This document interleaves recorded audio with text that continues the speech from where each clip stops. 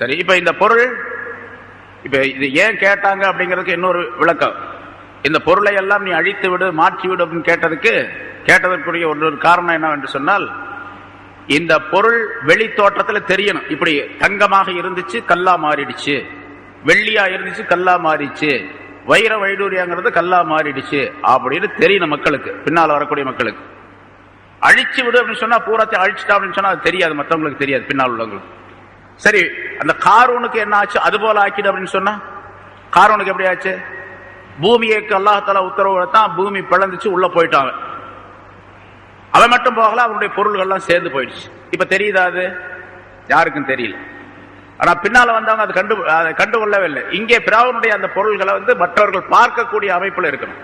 அது சரி, அந்த பொருளை அழித்து விடு, அல்லது பொருளை பிராவனுக்கு பயன்படாமல் பிராவனை அழித்து விடு, அந்த பொருளை நீ வச்சிரு அப்படின்னு சொல்லி துவா கேட்டாலும் கூட மக்கள்லாம் என்ன சொல்லுவாங்க, இவர் ஒரு பெரிய நபியா இருந்தும் கூட பிராவனை அழிக்க சொல்லிட்டு பிராவனுக்குள்ள பொருள் எல்லாம் இவர் எடுத்துக்கலான்னு பார்த்தாரு போல் இருக்குது அப்படின்னு சொல்லுவாங்க.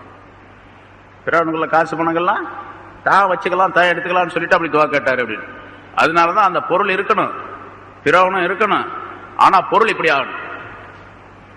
பொருள் என்ன ஆகணும்? அது மாற்றப்படணும், உருவம் மாற்றப்படக்கூடியதாக இருக்க வேண்டும் என்பதாக துவா கேட்டார்கள் அப்படின்னு சொல்லி.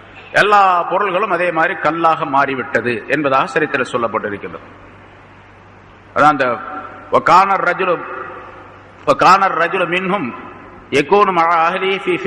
ஒரு மனிதன் தன்னுடைய மனைவியுடனே ஒரு படுக்கையில இருந்தான். அவங்க ரெண்டு பேருமே கல்லாக மாறிவிட்டார்கள் அப்படின்னு சொல்லிட்டு சரித்திரத்தில் காபுல் அஹ்பார் ரலியல்லாஹு தஆலா அன்ஹு அவர்கள் சொல்லி காட்டுகின்றார்கள். ஹஜ்ரத் உமர் இப்னு அப்துல் அசீஸ் ரஹ்மத்துல்லாஹி அலைஹி அவங்க முஹம்மது இப்னு கஅப் என்ற ஒரு யூத அறிஞராக இருந்தவர், அவர் இஸ்லாத்தை ஏற்றுக்கொண்டு அவரிடத்துல கேட்கிறார்கள், இந்த மாதிரி மூசா அலைஹிஸ்ஸலாம் துஆ கேட்டார்களே, அந்த மாதிரி அந்த பொருள் ஏதாச்சும் நீங்க பார்த்திருக்கிறீங்களா அப்படின்னு சொல்லி கேட்டாங்க. அவர் சொன்னார், நான் எகிப்துக்கு போயிருக்கக்கூடிய நேரத்தில் அங்க ஒரு பெரிய தோட்டத்தை நான் பார்த்தேன். அந்த தோட்டத்தில் நிறைய பழங்கள் இருந்தன. அங்கே திருகங்கள், தீனா, தங்க காசு, வெள்ளி காசுகள் எல்லாம் அந்த இடத்துல குவிக்கப்பட்டு இருந்தன. அது பூராமே கல்லா இருந்தது. தோட்டத்தில் இருக்கக்கூடிய மரத்தில் இருக்கக்கூடிய பழங்கள் எல்லாமே கல்லா இருந்தது என்பதாக சொல்லுகின்றார். எல்லாத்தையும் மாத்தினான் அல்லாஹ் தஆலா. அவங்க கேட்டது பொதுவாக அவங்களுடைய அவனுடைய பொருள்களை நீ மாற்றிவிடு அப்படின்னு கேட்டாங்க. பொருளை மட்டுமல்ல, இதுவும் பொருள் தான். அம்வால் அப்படிங்கிறதுக்கு பல கருத்துக்கள் சொல்லப்படுகின்றன. ஏன்னா இப்ப ஜகாத்துடைய விஷயத்துல அம்வால் அல்லாஹ் தஆலா சொல்லுகின்றான், உங்களுடைய பொருள்களுக்கு ஜகாத்து கொடுங்கள் அப்படின்னு சொல்லும் போது அம்வால்ங்கிற வார்த்தை, மால் என்பதனுடைய பன்மை வார்த்தை அம்வால். இப்ப நிறைய நம்ம இங்கேயும் கூட பார்க்கலாம், என்ன மால் அப்படின்னு வச்சிருப்பாங்க. சில சூப்பர் மார்க்கெட்ல மால் அப்படின்னு வச்சிருக்கிறாங்க. மால்னா அரபி வார்த்தை தான், அது பொருள் அர்த்தம். என்ன அம்வால்னா பொருள்கள் அர்த்தம். அம்வால் அப்படிங்கிறதுல தங்கம், வெள்ளி, செலாவணிகள், அதாவது பயிர்கள், நிலத்திலிருந்து விளையக்கூடிய பொருள்கள், அந்த பொருள்கள்ல பழங்கள், மற்ற காய்கறிகள், தானியங்கள், இவையெல்லாம் சேரும். ஆடு மாடுகள், கால்நடைகள், இது பூராமே அந்த அம்வால் என்பதுல சேரும். அதனால இங்க வத்மிசாலா அம்வாலிஹிம் என்று கேட்டதின் காரணமாக எல்லா பொருளையும் அதே மாதிரி ஆக்கிட்டோம். அவனுக்குரிய பொருள்கள், பிராவுனுக்கும் அவனை சார்ந்தவர்களுக்குரிய பொருள்களை மட்டும் முடியாது. இந்த பனி இஸ்ரவேலர்களுக்கு என்னென்ன பொருள் இருந்துச்சு அதெல்லாம் அப்படி ஆகல. ஆனா கேட்டது அப்படித்தான் கேட்டாங்க, பிராவுனுடைய பொருளை நீ மாத்திடு அப்படின்னு தான் கேட்டாங்க. அதனால பூராவே மாறிடுச்சு என்பதாக சொல்லப்படும். இப்ப நான் மிஸ்ருக்கு போனேன், ஒரு தோட்டத்தை பார்த்தேன். அந்த தோட்டத்துல அங்க இருக்கக்கூடிய மரங்கள், பழங்கள், தானியங்கள், அதே மாதிரி இருக்கக்கூடிய தங்க, வெள்ளி எல்லாமே கற்களாக இருப்பதை நான் பார்த்தேன் என்று முஹம்மது இப்னு கஅப் என்பவர் சொல்லி காட்டுகின்றார். இது உமர் இப்னு அப்துல் அசீஸ் ரஹ்மத்துல்லாஹி அலைஹி அவருடைய காலத்தில் நடந்த விஷயம். சரி, இதை மட்டும் மாற்றி விட்டால் மட்டும் பத்தாது, பின்ன என்ன செய்யணும்? வஷ்துத் அலா குலூபிஹிம், அவர்களுடைய கல்புகளின் மீது நீ முத்திரையிட்டு விடுவாயாக. அதாவது வஷ்துத் அப்படிங்கிறதுக்கு நீ கடினமாக ஆக்கிடுவாயாக அப்படின்னு அர்த்தம். கடினமையா ஆக்கணும்னு சொன்னா அந்த கல்புக்குள்ள இனிமே போய் எந்த உபதேசமும் ஏறக்கூடாது, அது மாதிரி ஆக்கிடும். அப்படி கேட்கலாமா ஒருத்தர்? இவருடைய கல்பை ஒரு நபி, பெரிய நபி, பிராவுனுடைய உள்ளத்தை, பிராவுனை சார்ந்தவருடைய உள்ளங்களை நீ எப்படி ஆக்கணும், கல்பை எப்படி ஆக்கணும்னு கேட்டா அதுக்குள்ள போய் இனிமேல் நல்ல விஷயமே பூரக்கூடாது, நுழையக்கூடாது, அந்த மாதிரி நீ ஆக்கிடும். வஷ்துத் அலா குலூபிஹிம், அவருடைய கல்புகளின் மீது நீ முத்திரையிட்டு விடு, இனிமேல் நல்ல விஷயம் உள்ளே போகக்கூடாது. அப்படி கேட்கலாமா? கேட்கக்கூடாது. அசல்ல கேட்க கூடாதுன்னு வரும். ஆனா மூசா அலைஹிஸ்ஸலாம் கேட்டது அவங்க இஷ்டத்துக்கு கேட்கல, அல்லாஹ் தஆலா சொல்லித்தான் கேட்டாங்க. அல்லாஹ் தஆலா சொல்லி இருப்பான், சொல்லி இருக்கின்றான். எப்படி சொல்லி இருந்தா, இப்படி துஆ கேளு அல்லாஹ் தஆலா சொன்னான், துஆ கேட்டாங்க. இவர்கள் இந்த ஃபிரௌனுடைய கூட்டத்தாரும் யாருமே இனிமேல் ஈமான் கொள்ள மாட்டார்கள் அப்படின்னு அல்லாஹ் சொன்னான். சொன்னதுனால ஈமான் கேட்டாங்க. நூஹ் அலைஹிஸ்ஸலாம் கேட்டாங்களே, நூஹ் அலைஹிஸ்ஸலாம் கடைசியாக சொல்லி சொல்லி பார்த்தாங்க. 950 வருஷம் பிரச்சாரம் செஞ்சாங்க. கடைசியாக என்ன செஞ்சாங்க? ரப்பி லா தஸர் அலல் அர்லி மினல் காஃபிரீன தையாரா. இவராவது மூசா அலைஹிஸ்ஸலாம் கேட்டதாவது ஃபிரௌனையும் அவனுடைய கூட்டத்தார் அவங்களுடைய உள்ளங்கள்ல முத்திரவைன்னு கேட்டாங்க.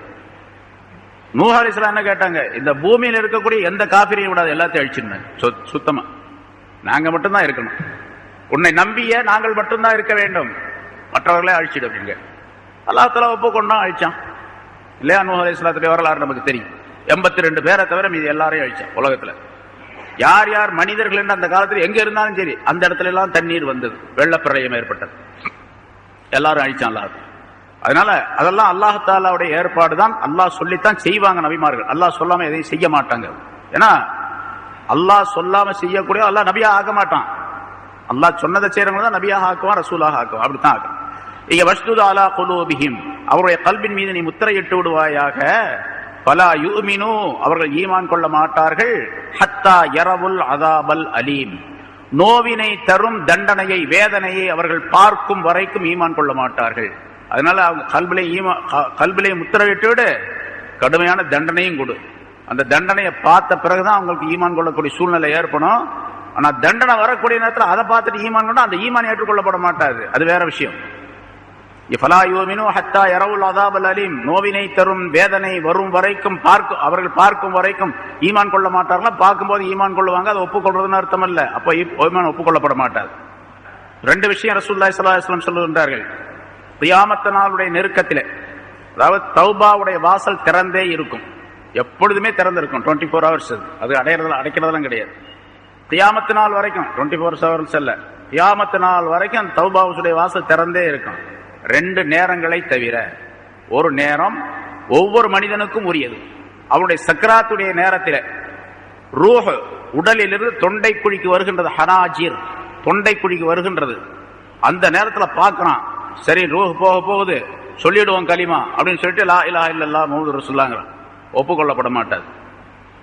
அந்த ரூஹ் எடுக்கப்படுவதற்கு முன்னால், ரூஹ் கழற்றப்படுவதற்கு உடலிலிருந்து பிரிக்கப்படுவதற்கு முன்னதாக கலிமா சொன்னா, ஒரு செகண்டுக்கு முன்னால சொன்னா ஒப்புக்கொள்ளப்படும்.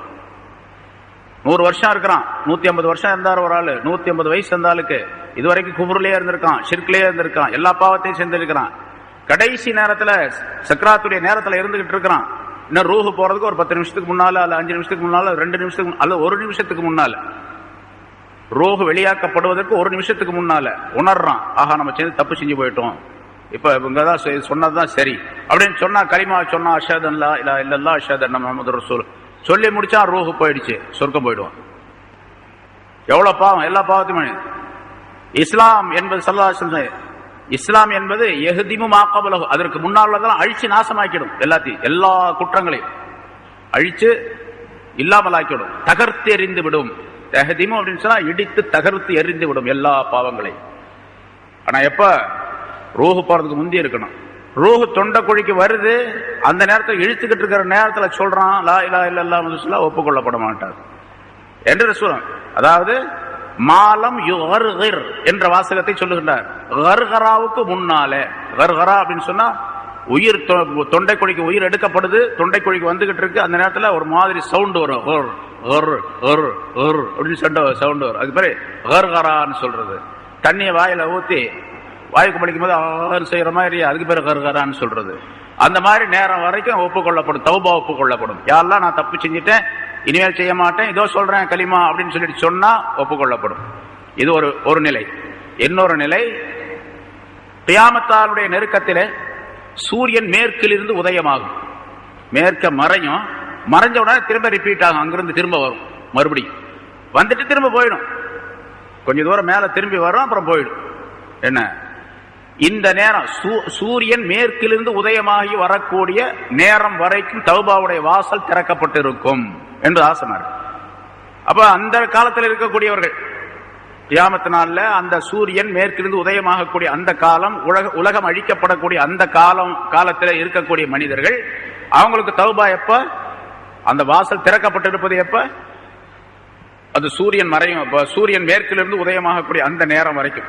அந்த நேரம் வந்துருச்சு, அந்த காலம் வந்துருச்சு, அந்த நாள் வந்துருச்சுன்னா அதுக்கு பின்னால ஏற்றுக்கொள்ளப்பட மாட்டார். இப்ப சூரியன் மேற்க மறைஞ்சு திரும்ப மேற்க இருந்து உதயமாகி வந்து திரும்ப அது போயிடுச்சு, மறுபடியும் அது போயிடுச்சு அப்படின்னு சொன்னா அந்த நாள் வந்துருச்சு, அதுக்கு பின்னால அல்லாஹ் தஆலா மூடிடுவான் கதவை, தௌபாவுடைய கதவை மூடிடுவான். அதுக்கு பின்னால இருக்கக்கூடியவங்க தௌபா செய்யறாங்கன்னு வச்சுங்க, ஏற்றுக்கொள்ளப்பட மாட்டாது. அதுக்கு பின்னால எவ்வளவு நாள் இருக்கும் தெரியாது. ஒரு நாள் இருக்கலாம், அரை நாள் இருக்கலாம், 4 நாள் இருக்கலாம், அல்லது 10 நாள் இருக்கலாம், 20 நாள் இருக்கலாம், ஒரு மாசம் எவ்வளவு இருக்கலாம். ஆனா தௌபாவுடைய வாசல் கிடையாது, அடைக்கப்பட்டு. இந்த 2 நிலைகளை 2 நேரங்களிலே தௌபாவுடைய வாசல் அடைக்கப்படுகின்றது. அதாவது ஒரு மனிதனுடைய விஷயம் முடிக்கப்படுகின்றது என்பதாக குறிப்பிடுகின்றார். அதாவது ஒரு மனிதன் தௌபா செய்தால் ஏற்றுக்கொள்ளப்படக்கூடிய நேரம் அவனுடைய உயிர் தொண்டைக்குள்ளே வருவதற்கு முன்னதாக, அல்லது சூரியன் மேற்கிலிருந்து உதயமாகி வருவதற்கு முன்னதாக என்பதாக குறிப்பிடுகின்றார். சரிங்க. அதான் ஃபலா யுமினு ஹத்தா யரவுல் அஸாபல் அலீம், நோவினை தரும் வேதனையை அவர்கள் பார்க்கும் வரைக்கும் அப்படின்னு சொன்னா, அந்த தண்டனை கொடுக்கப்பட்டு அவங்களுடைய உயிர் பிரிக்கப்படக்கூடிய, அவர்கள் அழிக்கப்படக்கூடிய அந்த நேரத்தில் அது தண்டனையை பார்க்கும் பொழுது சொல்லுவான், லா இலாஹ இல்லல்லாஹ், நான் ஒப்புக்கொள்றேன் அப்படின்னு சொல்லுவான். ஆனா அது ஏற்றுக்கொள்ளப்பட மாட்டார். ஃபலா யுமினு, அவர்கள் ஈமான் கொள்ள மாட்டார் அது வரைக்கும். இப்ப அல்லாஹ் தஆலா சொன்னா, அதான் கடைசியில பின்னால் அந்த ஆயத்து வருகின்றது, இன்ஷா அல்லாஹ் அடுத்த வாரம் சொல்லுவோம். வந்து கடைசியாக அல்லாஹ் தஆலா இடத்துல அவன் சொன்னான், மூசா ஃபிரௌன், நான் ஒப்புக்கொள்ளுகின்றேன், மூசாவுடைய ஆண்டவரை நான் ஈமான் கொள்ளுகிறேன்னு சொன்னேன். ஆனா அது ஒப்புக்கொள்ளப்பட மாட்டாது என்று அல்லாஹ் தஆலா பதில் சொல்லிவிட்டான். இப்ப இப்படி துஆ கேட்டாங்க. அல்லாஹ் தஆலா சொன்னா, கால கது உஜீபத் தஅவத்துகுமா, உங்கள் இருவருடைய துஆவும் ஏற்றுக்கொள்ளப்பட்டது, திட்டமாக ஏற்றுக்கொள்ளப்பட்டது என்று அல்லாஹ் தஆலா பதிலளித்தான் என்று சொல்லுகின்றார். மூசா அலைஹிஸ்ஸலாம் தான் துஆ கேட்டாங்க. இவன் வந்து இந்த மாதிரி பெரும் செல்வம் உடையவனா இருக்கிறான், இவனுடைய பொருளை நீ வந்து அழிச்சிடு, பொருளை வந்து மாற்றிவிடு, அவங்களுடைய இதயத்தின் மீது நீ முத்திரையிட்டு விடு, அவங்க இந்த தண்டனை வர்ற வரைக்கும் ஈமான் கொள்ள மாட்டார்கள் என்றான் துஆ கேட்டது மூசா அலைஹிஸ்ஸலாம் கேட்டாங்க. ஆனா இங்க அல்லாஹ் தஆலா சொல்றான், உங்க 2 பேருடைய துஆவும் ஏற்றுக்கொள்ளப்பட்டது அப்படின்னு சொல்றான். ஒருத்தர் தான் துஆ கேட்டார், மூசா அலைஹிஸ்ஸலாம் தான். ஹாரூன் அலைஹிஸ்ஸலாம் பக்கத்துல இருந்து ஆமீன் சொல்லிக்கிட்டு இருந்தாரு அப்படின்னு சொல்லப்படுகின்றது. எல்லா தஃப்சீர்களும் எழுதுவாங்க. ஹாரூன் அலைஹிஸ்ஸலாம் இவங்க துஆ கேட்டாங்க, அவங்க ஆமீன் சொன்னாங்க. இந்த ஆயத்தை கூட்டு துஆவுக்கு ஆதாரமாகவும் சொல்லுவார்கள், உலமாக்கள் குறிப்பிடுகின்றார்கள். கூட்டு துஆ செய்யலாமா அப்படின்னா சில பேர் செய்யக்கூடாதுன்னு சொல்லிட்டு இருக்கிறாங்களா இல்லையா, விளங்காம. அதனால கூட்டு துஆ செய்யறதுக்கு ஆதாரம் ஹதீஸ்களே இருக்குது, ரசூலுல்லாஹி ஸல்லல்லாஹு அலைஹி வஸல்லம் அவர்களும் செஞ்சிருக்கிறாங்க. குர்ஆன்ல இருந்து ஆதாரம் இந்த ஆயத். இது மாதிரி பல ஆயத்துகள் இருக்கின்றன. பொதுவாகவே நம்ம வந்து வலல்லாலின் ஓதி முடிச்சோம்னா ஆமீன் அப்படின்னு எல்லாரும் சொல்றாங்க, அதுவும் கூட்டு துஆ தானே. சூரத்துல் ஃபாத்திஹாவே துஆ மாதிரி தான், அது துஆ தான். என்ன இஹ்தினஸ் ஸிராத்தல் முஸ்தகீம் என்பதிலிருந்து பின்னால பூரா துஆ தான். அந்த துஆ செய்து முடிச்ச உடனே ஆமீன் சொல்றாங்க எல்லாரும். துஆவுக்கு தான் ஆமீன் சொல்றாங்க. இய்யாக நஅபுது வ இய்யாக நஸ்தஈன், உன்னையே வணங்குகின்றோம், உன்னிடத்திலே உதவி தேடுகின்றோம் அப்படின்னு சொன்னதுக்கு ஆமீன் சொல்ல வேண்டியதில்லை. அல்ஹம்துலில்லாஹி ரப்பில் ஆலமீன், அல்லாஹ்வுக்கே எல்லா புகழும், ரப்புல் ஆலமீன் ஆகிய அல்லாஹ்வுக்கே எல்லா புகழும் அப்படின்னு ஒருத்தர் சொன்னாரு, ஆமீன் அப்படின்னு ஒருத்தர். அது பொருத்தமா அந்த இடத்துல? அது பொருத்தம் இல்லை. ஆனா எல்லாத்துக்கும் சேர்த்து தான் ஒட்டுமொத்தமாக ஆமீன் சொல்றது. ஆமீன் சொல்றதுடைய நோக்கமே என்ன? துஆ அங்க இருக்குது. இஹ்தினஸ் ஸிராத்தல் முஸ்தகீம் ஸிராத்தல் லதீன அன்அம்த அலைஹிம் கைரில் மக்தூபி அலைஹிம் வலல்லாலின். இது வரைக்கும் துஆ சொல்றதுனால ஆமீன் சொல்றாங்க எல்லாரும். ஆமீன் சொல்ல சொல்லி ரசூலுல்லாஹி ஸல்லல்லாஹு அலைஹி வஸல்லம் சொல்லி இருக்கிறாங்க. எவருடைய ஆமீன் மலக்குகளுடைய ஆமீனுக்கு நேர்பட்டு விடுகின்றது அவருடைய பாவங்கள் எல்லாம் மன்னிக்கப்படும் சொன்னாங்க. அப்ப கூட்டு துஆ செய்யும் போது பலருடைய கூட்டு துஆ ஒன்னா சேரும் பொழுது மலக்குகளுடைய துஆவும் சேரும் பொழுது மன்னிப்பு கிடைக்கின்றது அப்படிங்கிறது தெரியப்படுத்தப்படுகின்றது. இன்னொரு விஷயம், நம்ம பொதுவாக சாதாரணமாக அறிவு சார்ந்த விவரம் என்னவென்று சொன்னால், பொதுவாக ஒரு தனி மனிதன் துஆ கேட்பதை விட கூட்டமாக சேர்ந்து துஆ கேட்பது ரொம்ப பலனுள்ளதா இருக்கு. ஒரு தனி நூல் அறுக்கப்பட்டு விடலாம். ஒரு 100 நூல்கள் சேர்ந்து ஒரு கயிறாக திரிக்கப்பட்டால் அதை அறுக்க முடியாது இல்லையா? இது எல்லாத்துக்கும் தெரிஞ்ச விஷயம் தானே. ஒத்துமைக்கு எல்லாரும் சொல்லுவாங்க. என்ன நிறைய விஷயங்கள் சொல்றது. பல நூல்கள் சேர்ந்து ஒரு கயிறு ஆயிடுச்சு, முறுக்கிய ஒரு கயிறு ஆக்கிட்டாங்க, அறுக்க முடியுமா? அறுக்க முடியாது. அதுபோன்று பல மனிதர்கள் ஒன்றாக சேர்ந்து துஆ கேட்கும் பொழுது நிச்சயமாக அது அல்லாஹ் தஆலாவில் ஏற்றுக்கொள்ளப்படும் அப்படிங்கிற நம்பிக்கை இருக்குது. அத்தோடு மட்டுமல்லாமல் பல மனிதர்கள் ஒன்னா சேரும் பொழுது எல்லாருடைய கல்பும் ஒரே மாதிரி இருக்காது, பல விதமான கல்புகள் இருக்கும். சில ஒன்னா சேர்ந்து ஒரு 50 பேர் 100 பேர் சேர்ந்து உட்கார்ந்து இருக்கக்கூடிய நேரத்தில் அதுல அல்லாஹ்வுடைய வலி ஒருத்தர் இருப்பார். வலின்னு சொன்னா வலி வந்தவர் அர்த்தம் இல்ல, அல்லாஹ்வுடைய நேசர் ஒருத்தர் இருப்பார். அல்லாஹ்வுடைய பொருத்தம் பெற்றவர் ஒருவர் இருப்பார். நல்ல எண்ணம் உள்ளவர், நல்ல அஹ்லாக் உள்ள. எல்லாருக்கும் அஹ்லாக் ஒரே மாதிரி இருக்காது, குணங்கள். நல்ல குணம் படைத்த பல உள்ளங்கள் அங்கே இருக்கும். நல்ல குணம் படைத்த உள்ளங்களிலிருந்து வரக்கூடிய அந்த துஆ அல்லாஹ் தஆலா இடத்துல ஏற்றுக்கொள்ளப்படும். பல பேர் உட்கார்ந்து இருக்கிற நேரத்தில் 40 பேர் உட்கார்ந்து 50 பேர் உட்கார்ந்து இருந்தாங்க. 50 பேர்த்துல ஒரு 20-30 பேர் பெரிய கொடை வள்ளலாக இருப்பாங்க. அவங்க நல்ல தயாள உள்ளம் உள்ளவராக இருப்பார். அவர் கேட்கக்கூடிய துஆவை அல்லாஹ் தஆலா ஏற்றுக்கொள்ளுவான். சில பேர் இறக்க சிந்தனை உள்ளவர்களாக இருப்பார்கள், சில பேர் கடின சித்தம் உள்ளவர்களாக இருப்பார். எல்லாம் சேர்ந்து கேட்கிறாங்க. நல்ல உள்ளங்களை கவனித்து அல்லாஹ் தஆலா துஆவை ஏற்றுக்கொள்ளுவோம். அதனாலதான் எல்லாம் சேர்ந்து துஆ கேட்கணும் அப்படின்னு சொல்றது. கேட்க வேண்டும், தனித்தனியா கேட்கறது என்பது உண்டு. அதே நேரத்தில் சேர்ந்து கேட்க வேண்டும். இதையும் ரசூலுல்லாஹி ஸல்லல்லாஹு அலைஹி வஸல்லம் சொல்லி இருக்கின்றார்கள், சேர்ந்து கேட்கணும் அப்படிங்கிறது. அது மாதிரி இங்கே அல்லாஹ் தஆலா சொன்னா கத் உஜீபத் தஅவத்துகுமா, அல்லாஹ் சொன்னான் உங்கள் இருவருடைய துஆவும் ஏற்றுக்கொள்ளப்பட்டது. அப்ப ஆமீன் சொல்லுவதும் துஆவுடைய அர்த்தத்தில் இருக்குதுன்னு அர்த்தம். நான் கேட்கிறேன், ரப்பனா ஆத்தினா ஃபித் துன்யா ஹஸனா, உலகத்திலே நீ நன்மைக்குரிய வாழ்க்கையை எங்களுக்கு தருவாயாக எங்களுடைய ரப்பே அப்படின்னு கேட்கிறேன். எல்லாரும் சொல்றாங்க ஆமீன் அப்படின்னு சொல்றாங்க. அப்படின்னா என்ன அர்த்தம்? நான் என்ன கேட்டேன்னா அதையே நீங்க சொன்னீங்கன்னு அர்த்தம். நானும் அப்படியே சொல்றேன் அப்படின்னு அர்த்தம். அதனால மூசா அலைஹிஸ்ஸலாம் அவர்கள் தனிமையாக ஒருவர் கேட்ட அந்த துஆவை உங்க 2 பேருடைய துஆவையும் அல்லாஹ் தஆலா நான் ஏற்றுக்கொண்டேன் என்று அல்லாஹ் தஆலா சொல்லுவது அது மிகப்பெரிய விஷயமாகும். அல்லாஹ் தஆலா அதை ஏற்றுக்கொண்டான் என்பதற்கு அடையாளமாகும். 2 பேரும் சேர்ந்து துஆ கேட்டதாகவும் கருத்தாகும். கத் உஜீபத் தஅவத்துகுமா ஃபஸ்தகீமா, உங்க 2 பேருடைய துஆவும் ஏற்றுக்கொள்ளப்பட்டது என்று அல்லாஹ் தஆலா சொன்னா அப்புறம் அது எப்படி? அதுக்கு பின்னால் அப்பீலே கிடையாது. அல்லாஹ் தஆலா சொல்லிட்டா துஆ நான் ஒத்துக்கிட்டேன் அப்படின்னு சொல்லிட்டான். உஜீபத் தஅவத், உங்களுடைய 2 பேருடைய துஆவும் ஏற்றுக்கொள்ளப்பட்டது. நீங்க என்ன செய்யணும் தெரியுமா? இதுக்கு பின்னால ஃபஸ்தகீமா, 2 பேரும் நிலையாக நேராக நில்லுங்கள். நேரா நில்லுங்கள்னா உங்களுடைய காரியங்களிலே நேராக நில்லுங்கள், உங்களுடைய செயல்பாடுகளில் நீங்கள் நேர்மையாக இருங்கள், உங்களுடைய செயல்பாடுகளில் உறுதியாக இருங்கள் என்பதாக பொருள். செயல்பாடு என்ன?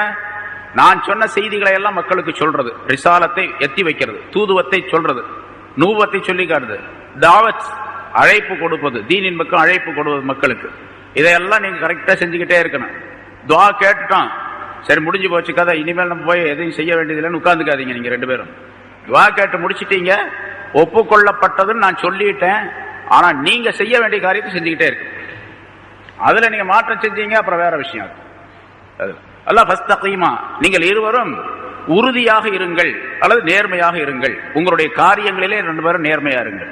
ஃபஸ்புதா மா அலா மா அன்துமா அலைஹி மினத் தாவத்தி வ இல்ஸாமில் ஹுஜ்ஜதி, மக்களுக்கு அழைப்பு கொடுப்பது, ஆதாரங்களை சொல்லுவது, இந்த மாதிரி விஷயங்களில் நீங்க 2 பேரும் உறுதியாக நில்லுங்கள்.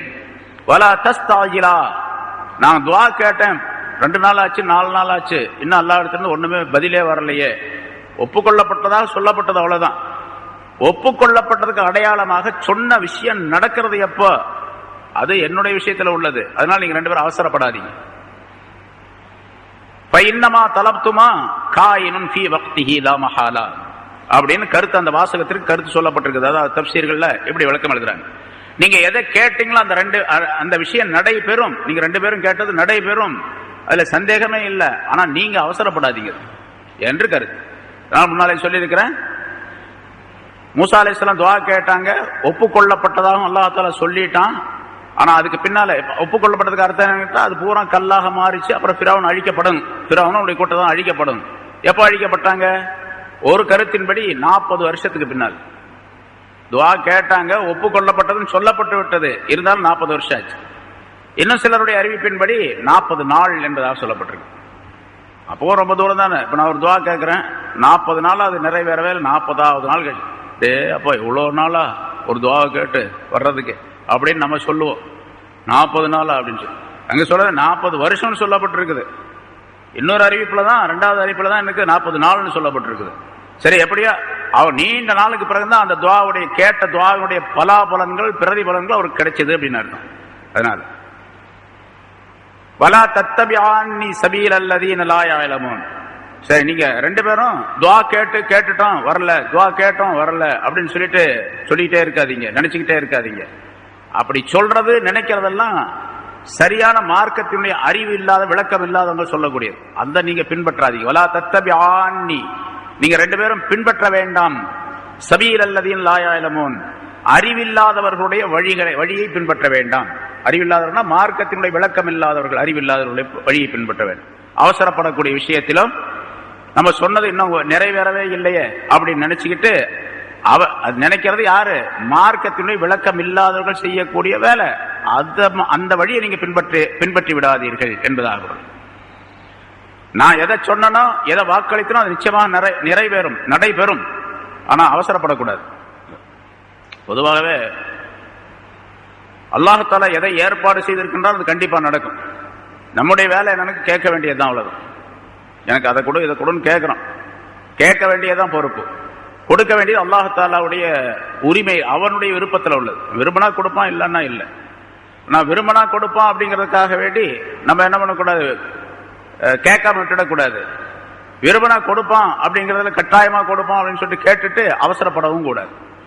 கேட்பதை விடவும் கூடாது, கேட்டுட்டு அவசரப்படவும் கூடாது. இப்ப அல்லாஹ் தஆலா அந்த நேரம் வந்துச்சு, ஃபிரௌனை அழிக்கக்கூடிய நேரம் வந்துச்சு. மூசா அலைஹிஸ்ஸலாம் அவர்களுக்கு அல்லாஹ் தஆலா உத்தரவு கொடுத்தான், நீங்க உங்களுடைய கௌமுகள், உங்களுடைய பனி இஸ்ரவேலர்கள் எல்லாத்தையும் அழிச்சுக்கிட்டு அந்த கடல் பக்கம் போங்க, கடல் வழியா போங்க, கடல் பக்கம் போங்க அப்படின்னு சொல்லி அல்லாஹ் தஆலா உத்தரவு கொடுத்தான். செங்கடல், சில பேர் நைல் நதின்னு சொல்லுவாங்க. நைல் நதிங்கிறது நதி அப்படிங்கிறதே ஒரு சின்ன பகுதியாக தான் இருக்கு. கடல்ங்கிறது தான் மிகப்பெரிய பகுதி அது. அதனால ஏன்னா அவங்க மூசா அலைஹிஸ்ஸலாம் அவர்கள் அதை கடந்து போகக்கூடிய நேரத்தை அடுத்து வந்து ஷாமுடைய அந்த பகுதிக்கு போயிட்டாங்க, சிரியாவுடைய அந்த பகுதிக்கு. அதனால அவங்க கடந்து சென்றது செங்கடல் அப்படிங்கிறது உறுதிப்படுத்தப்படுகின்றது. இப்ப சொல்லாங்க, அல்லாஹ் தஆலா சொல்றான், ஜாவஸ்னா பி பனி இஸ்ராயீல் அல் பஹ்ர, பனி இஸ்ராயீல்களை, மூசா அலைஹிஸ்ஸலாத்துடைய அந்த கௌமுகளை கடலை நாம் கடக்க செய்தோம், அவர்களை கடலை கடக்க செய்தோம். இங்க மூசா அலைஹிஸ்ஸலாத்தை குறிப்பிடல, மற்ற வரலாறுல சொல்ல, வேற வேற இடத்துல அதெல்லாம் அல்லாஹ் தஆலா சொல்லி காட்டுறான். கொஞ்சம் கொஞ்சமா இருக்கும். மூசா அலைஹிஸ்ஸலாத்துடைய வரலாறு குர்ஆன்ல அங்க கொஞ்சம் இங்க கொஞ்சம் இங்க கொஞ்சம் பல இடங்கள்ல இருக்குது. ஒவ்வொரு இடத்திலும் ஒரு புது நிகழ்ச்சி ஒன்று சேர்ந்து இருக்கும். அதுல சில இதுக்கு முன்னால வந்ததும் இருக்கும், அதெல்லாம் சேர்ந்து. இந்த இடத்துல அல்லாஹ் தஆலா சொல்லுவது ஜாவஸ்னா, நாம் கடக்க செய்தோம், பனி இஸ்ராயீல் அல் பஹர, பனி இஸ்ராயீல்களை கடலை கடக்க செய்தோம் என்பதாக குறிப்பிடுகின்றார். இது சரித்திரம் முன்னால சொல்லப்பட்டிருக்குது உங்களுக்கு. மூசா அலைஹிஸ்ஸலாம் தங்களுடைய கௌமுகளை கூட்டிட்டு அந்த இடத்துக்கு போனாங்க, கடல் கிட்ட போனாங்க. இப்ப அது இரவு நேரத்துல போகும்படி உத்தரவு கொடுத்தா போனாங்க. மூசா அலைஹிஸ்ஸலாத்துடைய இந்த கௌமுகள் 6 லட்சம் பேர் என்பதாக சொல்லப்பட்டிருக்குது. இப்போ 6 லட்சம் பேர் அங்க நிக்கிறாங்க, அவங்களோட நிக்கிறவங்க 6 லட்சம் பேர் நிக்கிறாங்க. அல்லாஹ் தஆலா நம்மளை காப்பாத்திட்டான், நம்மளை போக சொல்லி உத்தரவு கொடுத்துட்டான், புறப்படுங்க போகலாம் அப்படின்னு சொல்லி போனா கடல் முன்னால கொண்டு போய் எல்லாத்தையும் நிறுத்திட்டாங்க. 6 லட்சம் பேர் கடலுக்கு முன்னால் நிக்கிறாங்க. அந்த மக்கள் கேட்டாங்க, என்ன மூசாவை என்ன காப்பாத்துன்னு சொல்லி கடல்ல கொண்டு எல்லாத்தையும் உள்ள சொல்றியா, தண்ணியில கடல்ல அப்படின்னு சொல்லி கேட்டாங்க. ஏன்னா பனி இஸ்ராயலுடைய வார்த்தைகள் நிறைய இடங்கள்ல துடுக்கானதாக இருந்திருக்கு. அது மாதிரி இங்க கேட்டாங்க, எல்லாத்தையும் வந்து கடல்ல கொண்டு போய் தள்ளி அழிச்சு விடுறதுக்காக நீங்களை கொண்டாந்து நிறுத்திருக்கிறியா அப்படின்னு கேட்டாங்க.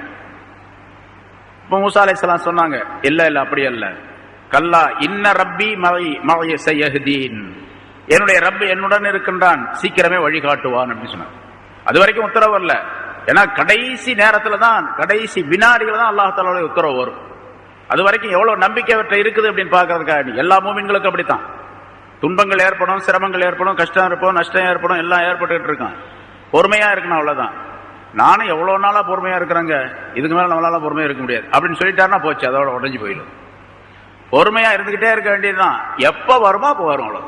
எப்ப அல்லாஹுடைய நாட்டம் இருக்கு அது வரைக்கும் பொறுமையா இருக்கணும். பாப்போம் அல்லாஹ் தஆலா கடைசி நிமிஷத்துல இவர் பொறுமையா இருந்ததின் காரணமாக சரி இதோடு இவருடைய துன்பத்தை நாம் விலக்கி விடலாம், இதோடு நீக்கி விடலாம், இவருக்கு இனிமையான வாழ்க்கையை கொடுத்து விடலாம், நஷ்டத்தை எல்லாத்தையும் இல்லாமலாக்கி லாபத்தை கொடுக்கக்கூடிய சூழ்நிலையை உருவாக்கி விடலாம் அப்படின்னு அல்லாஹ்வுடைய நாட்டம் வர்றதுக்கு இன்னொரு 2-3 நிமிஷம் இருக்கு.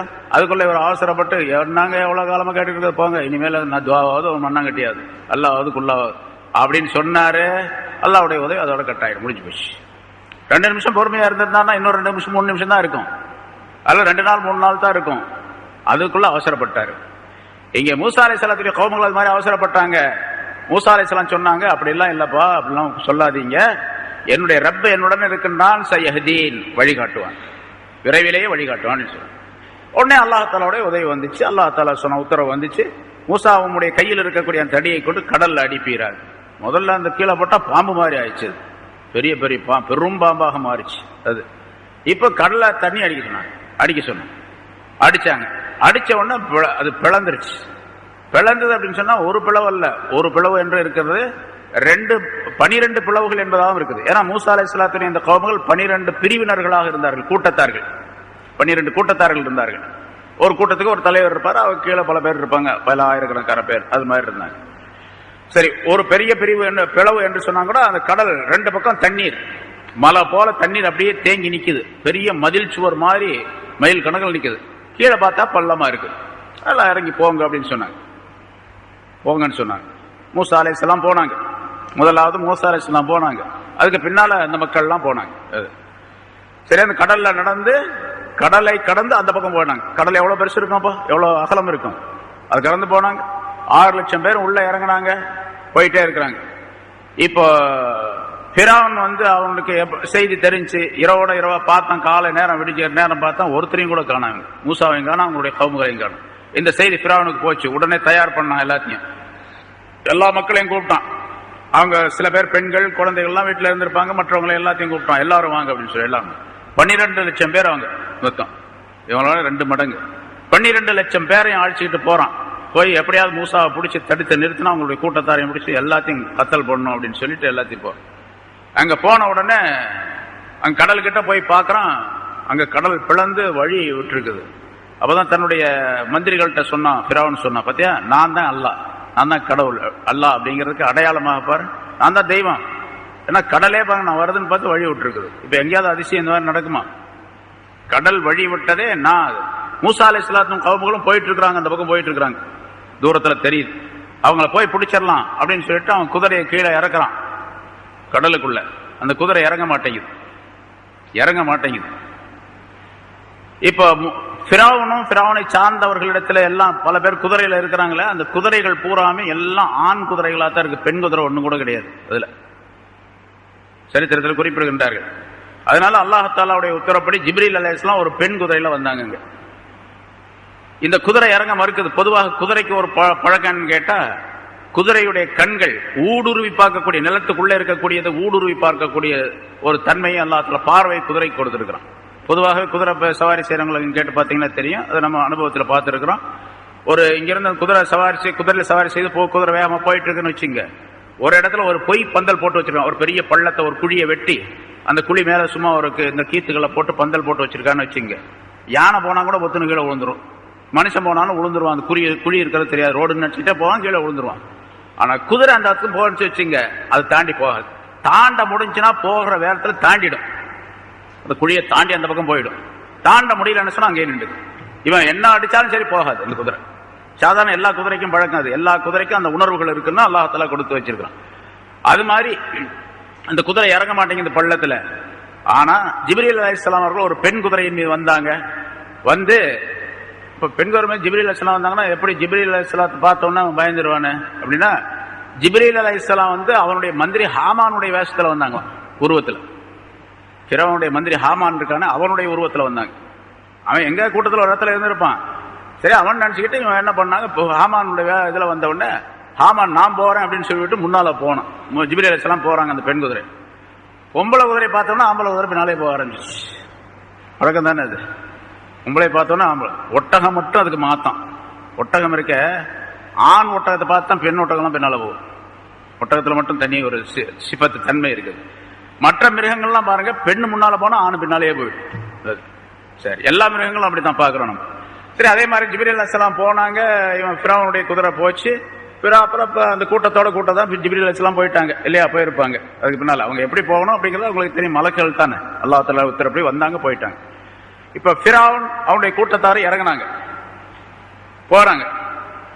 மூசா அலைஹிஸ்ஸலாத்துடைய கவுமுகள் மேல ஏறுறாங்க, அடுத்த கரையில போய் மேல ஏறுறாங்க. ஃபிரௌனும் அவனுடைய குதிரையில வேகமா போறதுனால இவங்க அவங்கள்ட்ட குதிரை கிடையாது, அவங்க நடந்துதான் போறாங்க. மூசா அலைஹிஸ்ஸலாத்துடைய கவுமுகள்லாம் இவங்க குதிரையில போனதுனால வேகமா போறான், அவங்களை போய் பிடிச்சிடலாம் அப்படின்னு சொல்லிட்டு. அதே மாதிரி பிடிக்கிறதுக்கு கிட்ட போயிட்டான். மேடு ஏறதுக்கு மேல ஏறதுக்கு இன்னும் கொஞ்சம் தூரம் தான் இருக்குது. மூசா அலைஹிஸ்ஸலாத்துடைய கடைசி மனிதர் மேல போனாரு. இந்த ஃபிரௌனும் அவனுடைய கூட்டத்தார ஆரம்பத்துல மேல கடைசிக்கு போனாங்க.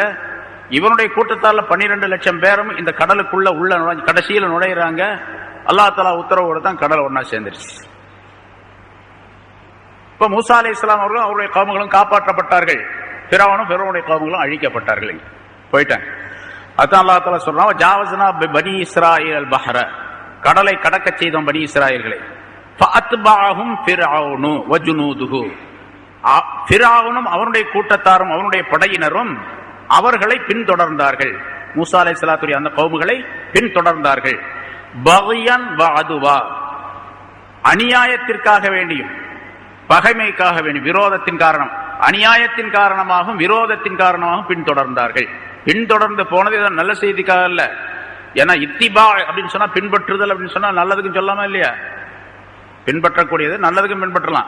இங்க ஃபஅத்பஅஹும் ஃபிரௌனு வஜுனூதுஹு, ஃபிரௌனும் அவனுடைய அவனுடைய படையினரும் அவர்களை பின்பற்றி சென்றார்கள் சொன்னா அவங்களை பின்பற்றி போயிட்டாங்க, நல்ல ஆளுங்க அப்படின்லாம் அர்த்தம் அல்ல. இங்க பக்யம் அதுவான்னு சொன்னா அநியாயத்திற்காக வேண்டியும் விரோதத்திற்காக வேண்டியும் போனாங்க, அவங்களை அழிக்கணுங்கிறதுக்காண்டி போனாங்க அப்படிங்கறது அல்லாஹ் தஆலா குறிப்பிடுகின்றார். போனாங்க, அவர்கள் அழிக்கப்பட்டார்கள். ஹத்தா இதா அத்ரகஹுல் கரகு, எதுவரைக்கும் அவங்க அந்த இதுக்குள்ள பின்பற்றி போனார்கள் அப்படின்னு சொன்னா அந்த நீர், கடலுடைய அந்த தண்ணீர், அந்த மூழ்குதல் அவர்களை அடையும் வரைக்கும், இதா அத்ரகஹு, அவனை அந்த ஃபிரௌனை அடையும் வரைக்கும். ஃபிரௌன் அப்படின்னு சொன்னா ஃபிரௌனுடைய கூட்டத்தாரையும் அது அடையும் வரைக்கும். கர்க் அப்படின்னு சொன்னா நீரிலே மூழ்குதல், தண்ணீர்ல மூழ்குதல். மூழ்குதல் அவர்களை அடையும் வரைக்கும் அவர்கள் பின்பற்றி சென்றார்கள். அப்ப உள்ள போனாங்க, அது மாதிரி அழிக்கப்பட்டாங்க. பின்னால தண்ணி ஒன்னா செஞ்சு எல்லாம் அலையில வர்றாங்க, மேல போறாங்க, கீழே போறாங்க. பல பேர் மூச்சு தண்ணி இறந்திருப்பாங்க இல்லையா? கொஞ்ச நேரம் உடனேவா போயிடும், மேல வருவாங்க அலையில, அப்புறம் கீழே போவாங்க, அப்படி இப்படி. இப்ப ஃபிரௌனும் அதே மாதிரி மேல வர்றான், கீழே போறான் அப்படின்னு. அவனுடைய வாயில தண்ணி பூந்துகிட்டே இருக்குது. கடைசி நேரத்தில் அவன் சொல்றான், கால, இப்ப சொன்னாங்க அழிக்கப்பட போறோம், உயிர் போயிடும் அப்படின்னு தெரிஞ்சிச்சு, உறுதியா தெரிஞ்சு போச்சு. இனி நம்ம பழைக்க போறது இல்ல, மூசா சொன்னதை நம்ம கேட்காதனால இந்த மாதிரி தண்டனை ஏற்பட்டு போச்சு அப்படின்னு விளங்கினான். அப்ப சொன்னான், ஆமன் கால ஆமன்து அன்னஹு லா இலாஹ இல்லல்லதி ஆமனத் பிஹி பனு இஸ்ராயீல், பனி இஸ்ராயேல்கள் யாரை கொண்டு ஈமான் கொண்டார்களோ அந்த ஒருவனை தவிர வணக்கத்திற்குரியவன் யாரும் இல்லை என்று நான் ஈமான் கொண்டேன் அப்படின்னு சொன்னான். அதான் நம்ம முதல்ல சொன்ன தொண்டை குளிக்க வர நேரத்தில் ஈமான் கொண்டு என்ன பண்றது? அப்ப சொல்றான், ஆமன்து, நான் ஈமான் கொண்டேன், அன்னஹு, நிச்சயமாக, லா இலாஹ இல்லல்லதி, ஒருவனை தவிர இலாஹு கிடையாது, வணக்கத்திற்குரியவன் கிடையாது. எந்த ஒருவன்? ஆமனத் பிஹி பனு இஸ்ராயேல், பனு இஸ்ராயேல் யாரை கொண்டு ஈமான் கொண்டார்களோ அந்த ஒருவனை தவிர வேறு கடவுள் கிடையாது, தெய்வம் கிடையாது என்று சொன்னான். சொன்னது மட்டுமல்ல, ஆனா மினல் முஸ்லிமீன், நான் முஸ்லிம்களில் உள்ளவனாக ஆயிட்டேன் அப்படின்னு சொன்னான். முஸ்லிம்கள் உள்ளவனாக ஆயிட்டேன். அல்லாஹ் சொல்லுகின்றான், ஆல் ஆன வகத் அஸைத மின் கப்லு வ குன்த மினல் முஃப்ஸிதீன், இப்பொழுதுதானா, ஆல் ஆன, இப்பொழுதுதானா நீ ஈமான் கொள்றது, வகத் அஸைத, நீ மாற்றம் செய்தவனாக, மாறுபட்டவனாக, குற்றம் செய்தவனாக இருந்தாய், கப்லு, இதற்கு முன்னால் நீ மாறு செய்தவனாக இருந்தாய், வ குன்த மினல் முஃப்ஸிதீன், பெரிய ஃபசாதுக்காரர்கள் ஒருவனாக நீ இருந்தாய், குழப்பம் செய்யக்கூடியவர்கள் ஒருவனாக இருந்தாய், இப்பொழுதுதானா ஈமான் கொள்கிறாய் என்று அல்லாஹ் தஆலா கேட்டான். அல்லாஹ் தஆலா இந்த இடத்துல சொல்லுகின்றான். அதாவது அல்லாஹ் தஆலா மலக்குகளின் மூலமாக சொன்னான் என்பதாக பொருளாகும். அவனுக்கு அந்த கடல்ல மூழ்கி கொண்டிருக்கக்கூடிய நேரத்தில் அவனுக்கு இந்த செய்தி சொல்லப்பட்டது மலக்குகளின் மூலமாக. இங்கே சொல்லக்கூடிய இந்த வாசம், ஆல் ஆன, இப்பொழுதுதானா நீ ஈமான் கொள்ற, வகத் அஸைத கப்லு, இதுக்கு முன்னால நீ அல்லாஹ்வுக்கு மாற்றம் செய்தவனாக இருந்த நிலையில் இப்பொழுதுதானா ஈமான் கொள்ற என்று அவனுக்கு சொல்லப்பட்டது. வகான மினல் முஃப்ஸிதீன் வ குன்த மினல் முஃப்ஸிதீன், நீ ஃபசாது செய்யக்கூடியவர்கள், குழப்பம் செய்யக்கூடியவர்களும் உள்ளவர்களாகவும் இருந்தாய் என்பதாக அல்லாஹ் தஆலா சொன்னான் என்பதாக. இங்க ரசூலுல்லாஹி ஸல்லல்லாஹு அலைஹி வஸல்லம் அவர்களிடத்தில் ஜிப்ரீல் அலைஹிஸ்ஸலாம் அவர்கள் சொன்னதாக குறிப்பிடப்படுகின்றது. ஃபிரௌன் கடலே மூழ்கக்கூடிய நேரத்தில் அவன் கலிமாவை சொல்லிவிடுவானோ என்று ஒரு விதமான நிலை இருந்தது, கலிமா சொல்லக்கூடிய சூழ்நிலை ஏற்படும் என்று இருந்தது. அதனால அல்லாஹ் தஆலாவுடைய ஏற்பாடு என்ன, அவனுடைய முடிவு என்னவென்று சொன்னா, அவனுடைய தக்தீர், இவன் கலிமா சொல்ல மாட்டான் அப்படிங்கிறது தான். அந்த களிமா சொல்ல மாட்டான் என்ற அந்த தக்தீரை உறுதிப்படுத்துவதற்காக வேண்டி. ஏன்னா களிமா சொல்றான் அப்படின்னு அல்லாஹ் நாடுனா யாரும் தடுக்க முடியாது. அதனால அந்த விளக்கம் சொல்லப்படுகின்றது. அதை உறுதிப்படுத்த அல்லாஹ்வுடைய தக்தீரை உறுதிப்படுத்துவதற்காக நான் என்ன செய்தேன் என்று சொன்னால், அவன் ஆன்னு சொல்லிக்கிட்டே இருந்தான், வாயை பிளந்துகிட்டே இருந்தான். அந்த கடல்ல இருந்து கொஞ்சம் களிமண்ணை எடுத்து அவனுடைய வாயிலே நான் அப்பினேன் என்பதாக சொன்னார்கள் ஸல்லல்லாஹு அலைஹி வஸல்லம் இடத்துல. அவன் சொல்லக்கூடாது அப்படிங்கிறக்காடி, களிமண்ணை சொல்லி போட போறான் அப்படிங்கிறக்காடி. நான் ஜிப்ரீல் அலைஹிஸ்ஸலாம் செஞ்சாங்க அப்படின்னு சொன்னா அல்லாஹ்வுடைய செயலை மீறி செஞ்சாங்கன்னு அர்த்தம் அல்ல அதுக்கு. அதை அப்படியே விட்டுட்டா சொல்லியிருப்பான்னு நல்லது தானே அப்படின்லாம் சொல்லக்கூடாது. அல்லாஹுடைய தக்தீர் முடிவு ஆகி போச்சு. இவன் களிமா சொல்ல மாட்டான், ஈமான் கொள்ள மாட்டான், இவன் காபிராகவே இறப்பான், முஷ்ரிக்காகவே இறப்பான் அப்படின்னு சொல்லிட்டு முடிவு ஆகி போச்சு. அந்த முடிவுக்கு பின்னால்தான் செஞ்சாங்கன்னு அர்த்தம். அந்த முடிவை உறுதிப்படுத்துவதற்காக செஞ்சாங்க அப்படிங்கிற அர்த்தம் தானே தவிர, இவன் களிமா சொல்றதுக்காண்டி இவங்க தடுத்தாங்க, களிமண்ணை வச்சு அப்பனாங்க, அதனால சொல்ல முடியல, இல்லாட்டி சொல்லி இருப்பான் அப்படிங்கிற அர்த்தம் அல்ல. அப்படி வைக்க கூடாது, அது தப்பா போயிடும். ஏன்னு கேட்டா ஃபிரௌன் நரகவாசி அப்படிங்கிறது தீர்ப்பு செய்யப்பட்டது குர்ஆன்ல சொல்லப்பட்ட விஷயம். அதனால இன்னொரு விஷயம் சொல்லப்பட்டிருக்கின்றது. ஒரு தடவை ஃபிரௌன் அவருடைய நாட்டில் இருக்கும்போது, அவன் ஆட்சியில் இருக்கக்கூடிய நேரத்தில், இப்போ மூசா அலைஹிஸ்ஸலாம் சொல்லிட்டு இருக்கிறாங்க, அவன் கேட்கவே இல்லை. பல தடவை உபதேசம் செஞ்சாங்க, எதுவுமே எடுபடல, கேட்கவே மாட்டேன்றான். ஒரு தடவை ஜிப்ரீல் அலைஹிஸ்ஸலாம் வந்தாங்க. வந்து ஃபிரௌனுடைய மஜ்லிஸுக்கு போனாங்க. அதாவது எப்படி போனாங்கன்னு கேட்டால், ஒரு மனிதனுடைய வடிவத்தில் ஒரு முக்கியமான ஒரு கேள்வி, ஒரு விஷயம் உங்கள்கிட்ட கேட்கணும், அது அரசர்கிட்ட தான் நான் கேட்கணும்னு சொல்லிட்டு பர்மிஷன் வாங்கிட்டு போனாங்க. ஜிப்ரீல் ஒரு மனிதருடைய ஏதாச்சும் ஒரு வேற நாட்டு தூதர், பெரிய மனிதர் அப்படிங்கிற ஒரு நிலையில வந்தாங்க. வந்து ஃபிரௌனிடத்துல போய் கேட்டாங்களாம், ஒரு கேள்வி ஒன்று உங்கள்கிட்ட, அந்த கேள்விக்கு நீங்க ஒரு சீட்ல எழுதி தரணும், எனக்கு பதில் எழுதி தரணும். என்ன கேள்வி அப்படிங்க. ஒரு பெரிய அரசன் இருக்கிறான், பெரிய அரசன், மிகப்பெரிய சக்தி வாய்ந்தவன், எல்லா விதமான வசதிகளோடு இருக்கிறான். அவனுக்கு ஒரு அடிமை இருக்கிறார். அந்த அடிமைக்கு எல்லா விதமான வசதிகளையும் அந்த அரசன் செஞ்சு கொடுத்திருக்கிறான். அந்த அரசனுடைய நிஅமத், அவனுடைய பாக்கியங்கள் தான் இவன் வாழ்ந்துகிட்டு இருக்கிறான். அவனுடைய உதவியில தான் இவன் வாழ்ந்துகிட்டு இருக்கிறான்.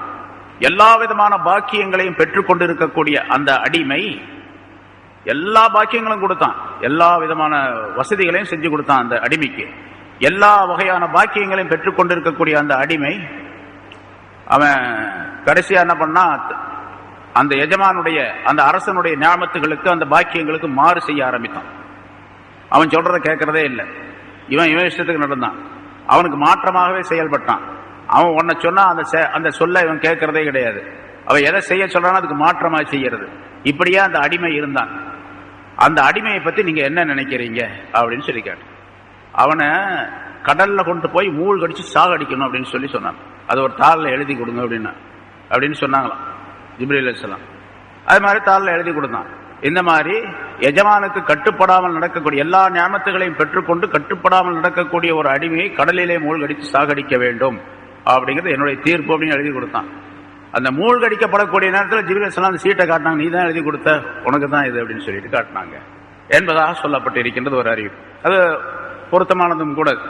சரி, அது மாதிரி இதுல இருந்து நமக்கு படிப்பினை, அல்லாஹ் தஆலாவுடைய ஏராளமான நியாமத்துகளை ஒவ்வொரு வினாடியிலும் பெற்றுக்கொண்டு இருக்கக்கூடிய நாம் அல்லாஹ்வுக்கு எவ்வளவு பெரிய மாற்றங்கள் செஞ்சுக்கிட்டு இருக்கிறோம், அவருடைய சட்டங்களுக்கு எவ்வளவு மாற்றங்கள் செய்யறோம், அவருடைய கட்டளைகளுக்கு எப்படி மாறுபட்டு நடக்கின்றோம் என்பதை நாம் சிந்திக்க வேண்டும் என்பதற்காக இந்த விஷயம் சொல்லப்படுகின்றது. ஆக இங்கே அவனுடைய ஈமான், அவன் கொண்ட ஈமான் பலன் தரவில்லை. அவன் ஈமான் கொண்டதாக சொன்னான், அது பலனே அளிக்கவில்லை என்பதாகவும் அல்லாஹ் தஆலா குறிப்பிடுகின்றான். இப்போதுதானா உனக்கு இந்த புத்தி வந்துச்சு என்பதாக கேட்கின்றான். அது மாதிரி சில பேர் கடைசி காலகட்டத்தில் வந்து நான் கெட்டு போயிட்டேன், நான் அப்படி செஞ்சிட்டேன், இப்படி செஞ்சிட்டேன், எனக்கு ரொம்ப பெரிய இதா இருக்குது, நான் இனிமேல் அப்படி நடக்கும் அப்படின்னு சொல்லக்கூடியவர்கள் இருக்கிறாங்க. ஆனா அல்லாஹ் தஆலாவுடைய பெரிய உதவி என்னன்னு சொன்னா, ரூஹு போறதுக்கு முன்னால் அதை உணர்ந்துட்டார், அல்லாஹ் தஆலா அதனை ஏற்றுக்கொள்வான். தௌபா செஞ்சார், அல்லாஹ் தஆலா மன்னிப்பான். பிறகு தன்னுடைய வாழ்க்கையை திருத்திக் கொண்டால் அதுல எந்த விதமான பிரச்சனையும் இல்லை, சுகமாக வாழக்கூடிய சூழ்நிலை அல்லாஹ் தஆலா ஏற்படுத்தி தருவான். ஆகிரத்தில் சொர்க்கத்திற்குரிய வாழ்க்கையும் கிடைக்கும் என்பதையும் நமக்கு ரசூலுல்லாஹி ஸல்லல்லாஹு அலைஹி வஸல்லம் தெளிவாக சொல்லியிருக்காங்க. குர்ஆன் மூலமாக நமக்கு தெளிவுபடுத்தப்பட்டிருக்கின்றது. ஆக ஃபிரௌனுடைய, மூசா அலைஹிஸ்ஸலாம் ஃபிரௌனுடைய இந்த வாழ்க்கை வரலாறு மனிதர்களுக்கு நிறைய படிப்பினைகள் அதில் இருக்கின்றன. அதனால அல்லாஹ் தஆலா சொல்லக்கூடிய இந்த விஷயங்களிலிருந்து தெளிவுபடக்கூடியவர்களாக ஆகிவிட வேண்டும். அத்தகைய நல்ல பண்புகளை நம் அனைவருக்கும் அல்லாஹ் தஆலா தந்தருள்வானாக. வாஹிர் தஅவானா அல்ஹம்துலில்லாஹி ரப்பில் ஆலமீன்.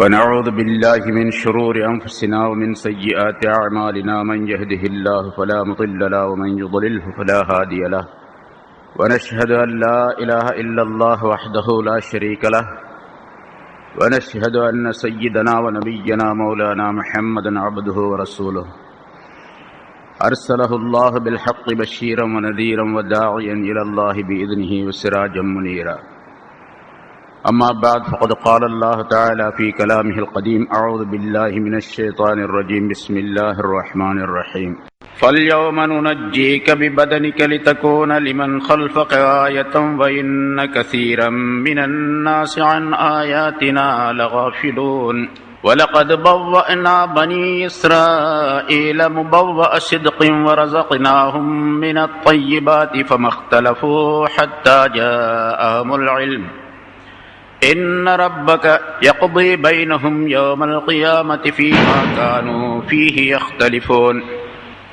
فإن كنت في شك مما أنزلنا إليك فاسأل الذين يقرؤون الكتاب من قبلك لقد جاءك الحق من ربك فلا تكونن من الممترين ولا تكونن من الذين كذبوا بآيات الله فتكون من الخاسرين صدق الله العظيم. கண்ணியத்திற்குரிய பெரியோர்களே, சகோதரர்களே, அல்லாஹ் தஆலாவுடைய கிருபையால் 681வது வாரமாக தஃப்சீருடைய இந்த தொடர் பயான் ஆரம்பிக்கப்படுகிறது. சூரை யூனுஸ் என்ற அத்தியாயத்தினுடைய 91 ஆயத்துகள் இதற்கு முன்னால் விளக்கம் சொல்லப்பட்டுள்ளன. மூசா அலைஹிஸ்ஸலாம் அவர்கள் தங்களுடைய கௌமுகளை அழைத்துக் கொண்டு செங்கடலை கடந்து சென்றார்கள். அந்த நேரத்தில் அல்லாஹ் தஆலா அறிவித்தான் அவர்களுக்கு, மூசாவும் ஃபிரௌனும் அவனை சார்ந்தவர்களும் கடலிலே மூழ்கடிக்கப்பட்டு அழிக்கப்பட்டு விட்டார்கள் என்ற செய்தியை அல்லாஹ் தஆலா சொன்னார். மூசா அலைஹிஸ்ஸலாம் போயிட்டாங்க, கடல் கடந்து போயிட்டாங்க. இங்க என்ன நடந்தது அப்படிங்கிறது அவங்களுக்கு தெரியாது. அல்லாஹ் தஆலா சொன்னால்தான் அவர்களுக்கு அது தெரியும். ஆக அல்லாஹ் தஆலா சொன்னான், அறிவித்தான், ஃபிரௌன் அழிக்கப்பட்டு விட்டான், அவனை சார்ந்தவர்களும் அழிக்கப்பட்டு விட்டார்கள் கடலிலே என்பதாக. அதை மக்களுக்கு சொன்னார்கள் மூசா அலைஹிஸ்ஸலாம் அவர்கள். ஆனா அந்த மக்கள் யாருமே நம்பல. ஏன்னா ஃபிரௌனை பற்றி அவர்கள் நம்பிக்கை கொண்டிருந்த விஷயம் சொன்னா, அவன் தன்னை கடவுள் என்பதாக சொல்லிக் கொண்டிருந்தான். அதையே பெரும்பாலானவர்கள் நம்பிக்கொண்டும் இருந்தார்கள். மூசா அலைஹிஸ்ஸலாம் அவர்களை ஈமான் கொண்ட பின்னாலும் கூட அல்லாஹ்வை வணங்கினார்கள். ஆனால் ஃபிரௌனுக்கு ஒரு பெரிய சக்தி இருக்கின்றது என்பதாக நினைத்துக் கொண்டிருந்தார்கள். அவன் அழிய மாட்டான், மௌத்தாக மாட்டான் என்பதாகவும் சிலர் நினைத்துக் கொண்டிருந்தார்கள். ஏன்னா அவன் நீண்ட காலம் இந்த உலகத்தில் வாழ்ந்திருக்கின்றான். ஒரு வரலாறின்படி அவனுடைய வயசு 350 அல்லது 400 என்பதாக சொல்லப்பட்டு இருக்கின்றது. நீண்ட காலம் வாழ்ந்திருக்கிறான். அதனால் அந்த மக்கள் அவன் இறந்து விட்டான், அழிக்கப்பட்டு விட்டான் என்று சொன்னதை நம்பவே இல்லை. இப்ப மூசா இது எப்படி சாத்தியமாகும்? ஏன்னா அவன் ஒரு பெரிய ஆள், அதனால அவன் அழிக்கப்படுவதற்கு சாத்தியமே இல்லை என்பதாக நம்பினார்கள். நாங்கள் இதை எப்படி நம்புறது என்பதாக கேட்டார்கள் மூசா அலைஹிஸ்ஸலாம் அவர்களிடத்தில். மூசா அலைஹிஸ்ஸலாம் அவர்களுக்கு அல்லாஹ் தஆலா சொன்னான், அவர்களை அழைத்துக் கொண்டு போய் இந்த இடத்திற்கு போக, இந்த இடத்திற்கு அவனுடைய சடலம் அங்கே ஒதுக்கப்பட்டு இருக்கின்றது, காட்டுங்கள் என்பதாக சொன்னான் அல்லாஹ் தஆலா. மூசா அலைஹிஸ்ஸலாம் அழைச்சிட்டு போனாங்க அந்த மக்களை.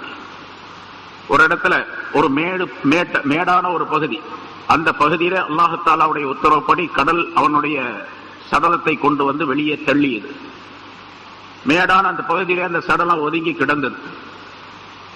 அதை பார்த்து அவர்கள் நம்பிக்கை கொண்டார்கள் என்பதாக சொல்லப்பட்டு இருக்கின்றது. அதாவது ஃபிரௌன் அழிக்கப்பட்டு விட்டான், அவனுக்கும் மௌத்து உண்டு, அவன் தெய்வம் அல்ல, கடவுள் அல்ல, அவன் சொன்னதெல்லாம் பொய் என்பது மட்டுமல்லாமல் அவன் ஆணவத்தின் காரணமாக மிகப்பெரிய தீமைகளை எல்லாம் செய்து கொண்டிருந்தான், நம்மையெல்லாம் அடிமைப்படுத்திக் கொண்டிருந்தான், இப்பொழுது அவன் அழிக்கப்பட்டு விட்டான். ஆக அல்லாஹ்வை யார் நம்புகின்றார்களோ அவர்களுக்கு மட்டுமே நிரந்தரமான சுகமான வாழ்க்கை உண்டு என்பதையும் நம்பக்கூடிய அமைப்பு, ஒரு நிலை அந்த பனி இஸ்ரவேலர்களுக்கு ஏற்பட்டது. அல்லாஹ் தஆலா அதை சொல்லுகின்றான், ஃபல் யௌம நுனஜ்ஜீக பிபதனிக. அந்த கடலிலே மூழ்கடிக்கப்படக்கூடிய நேரத்தில் அவன் சொன்னது, ஆல் ஆன வகத் அஸைத கப்லு வ குன்த மினல் முஃப்ஸிதீன். இப்பொழுதுதானா நீ இதற்கு முன்னால் மாறு செய்து கொண்டிருந்து விட்டு இப்பொழுதுதானா நீ மூமினாக ஆகின்றாய், நான் நம்பிக்கை கொள்ளுகின்றேன் என்பதாக சொல்லுகின்றாய். இதற்கு முன்னால் நீ முஃப்சிதீன்களில் ஃபசாது செய்யக்கூடியவர்களை ஒருவனாக இருந்தாயே என்று அல்லாஹ் தஆலா கண்டித்தான். பிறகு சொல்லுகின்றான், ஃபல்யௌம நுனஜ்ஜீக பிபதனிக, இன்றைய நாளிலே உம்முடைய சடலத்தை நாம் பாதுகாப்போம் என்பதாக அல்லாஹ் சொல்லுகின்றான். இந்த பாதுகாப்போம் என்பது இரண்டு விதமான கருத்துகள் உண்டு. வேறு சிலர் வேறு விதமான கருத்துகளையும் சொல்லுகின்றார்கள். பாதுகாப்போம் என்பதற்கு ஓரிரு நாள் கழித்து இந்த பனி இஸ்ரவேலர்கள் நம்பிக்கை கொள்ளாத பொழுது அவனுடைய உடலை கொண்டு வந்து கரையிலே ஒதுக்கியதும் ஒரு விதமான பாதுகாப்பு தான். ஏன்னா கடல்ல அவனை அப்படியே அழிக்க விட்டிருந்தான். ஒரு மீனுக்கு அல்லாஹ் தஆலா உத்தரவு கொடுத்து அந்த மீன்கள் எல்லாம் அவனை சாப்பிடக்கூடிய சூழ்நிலை ஏற்பட்டால் எத்தனையோ பேர் கடல்ல இறந்து போறாங்க. அவருடைய உடல் எல்லாம் கிடைப்பதில்லை. அவர்கள் அழிக்கப்பட்டு விடுகின்றார்கள். சுத்தமாக அங்கே இருக்கக்கூடிய பிராணிகளுக்கு, கடல் பிராணிகளுக்கு இரையாக ஆக்கப்பட்டு விடுகின்றார்கள்.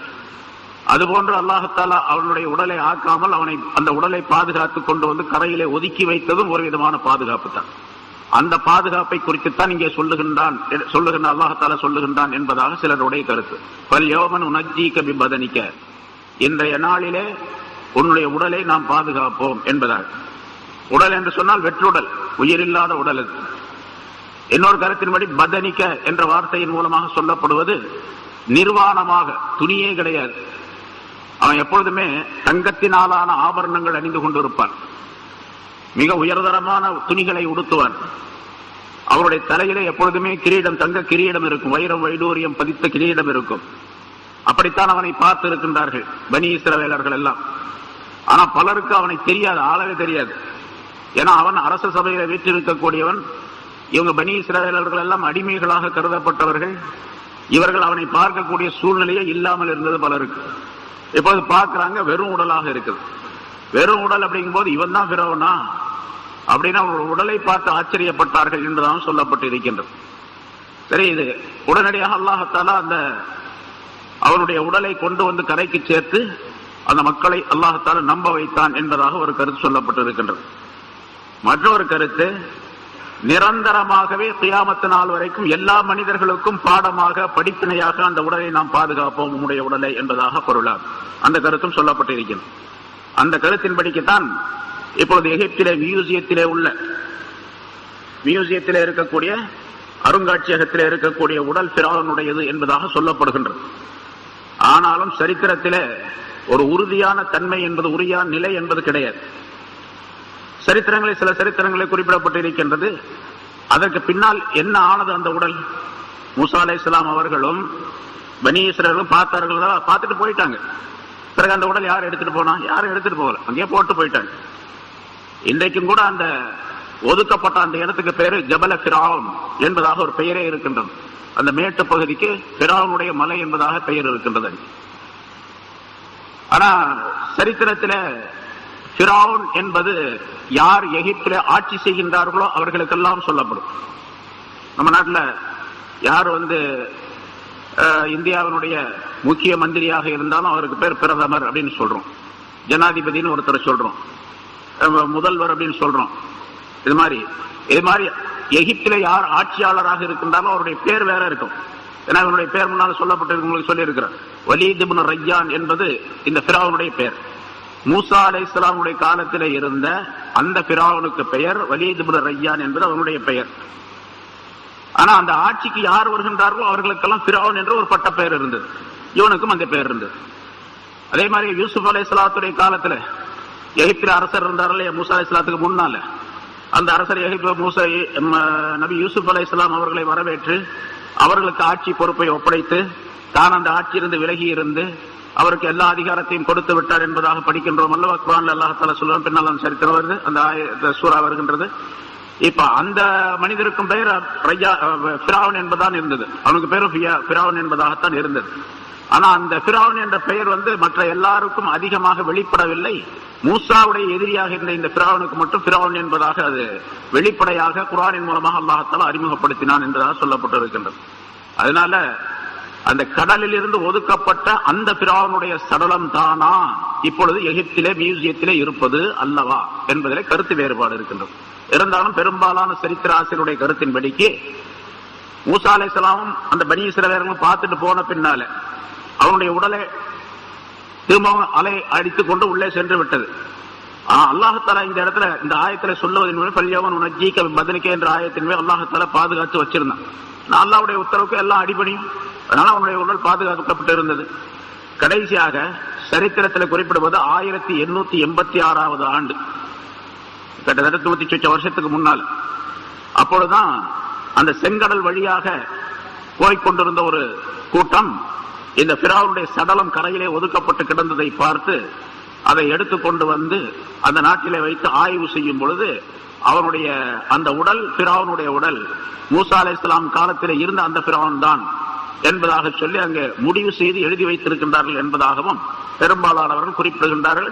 அந்த அடிப்படையில் தான் இப்பொழுது மியூசியத்தில் இருக்கக்கூடிய அந்த உடலை பிராவுனுடைய உடல் என்பதாக சொல்லுகின்றோம் என்பதாக குறிப்பிடுகின்றார்கள். ஆக கண்டுபிடிக்கப்பட்டு எடுக்கப்பட்டது 1886.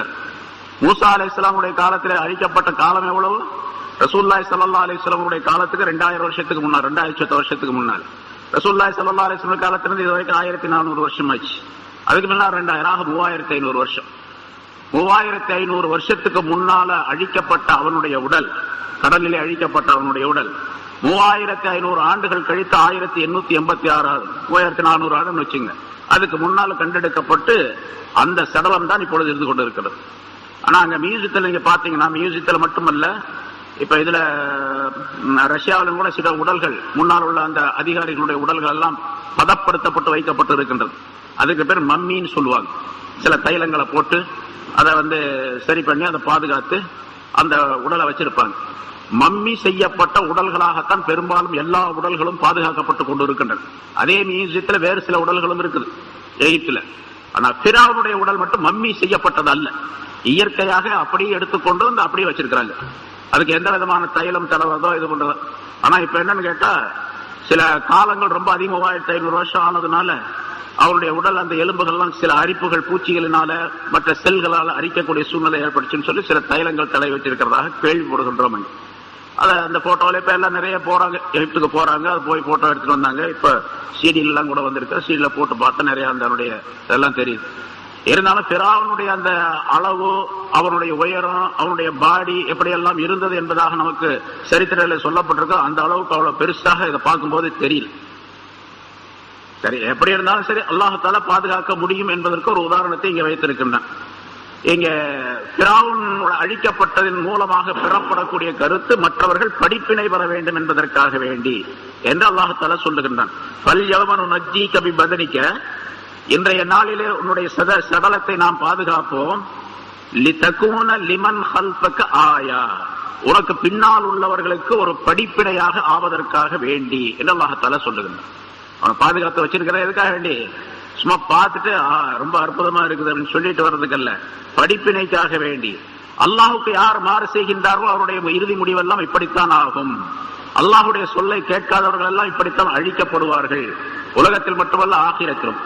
ஏன்னு கேட்டா, அல்லாஹால குர்ஆன்ல பிராவுனை பற்றி நிறைய அவனுக்கு நரகத்தினுடைய தண்டனைகள் உள்ளதாக சொல்லுகின்றான். காலையிலும் மாலையும் அத்கிலு ஆல பிராவுன,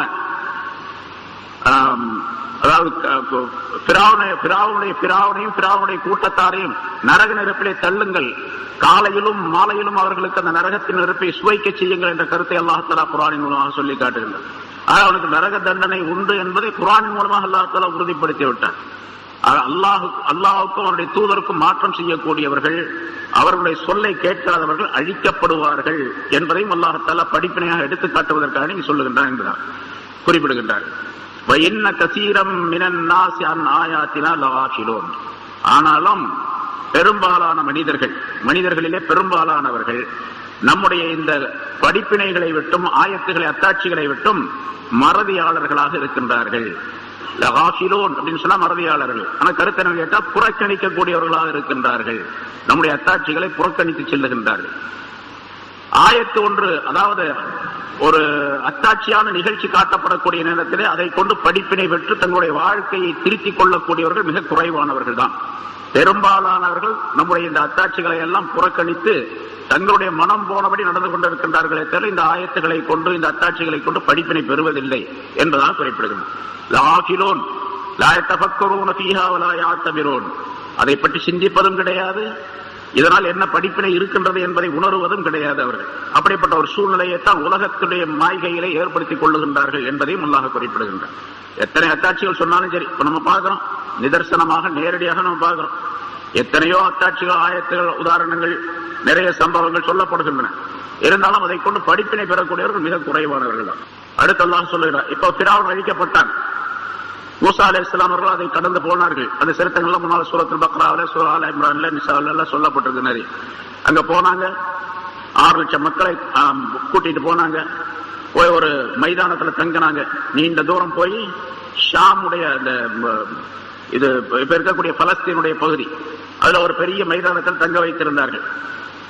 அங்கே வெயிலும் காற்றும் மழையும், எந்த விதமான பாதுகாப்பும் கிடையாது அவர்களுக்கு. வீடு கிடையாது, குடிசை கிடையாது, டென்ட் போட கிடையாது, எதுவுமே கிடையாது. திறந்த வெளியில தங்கினாங்க.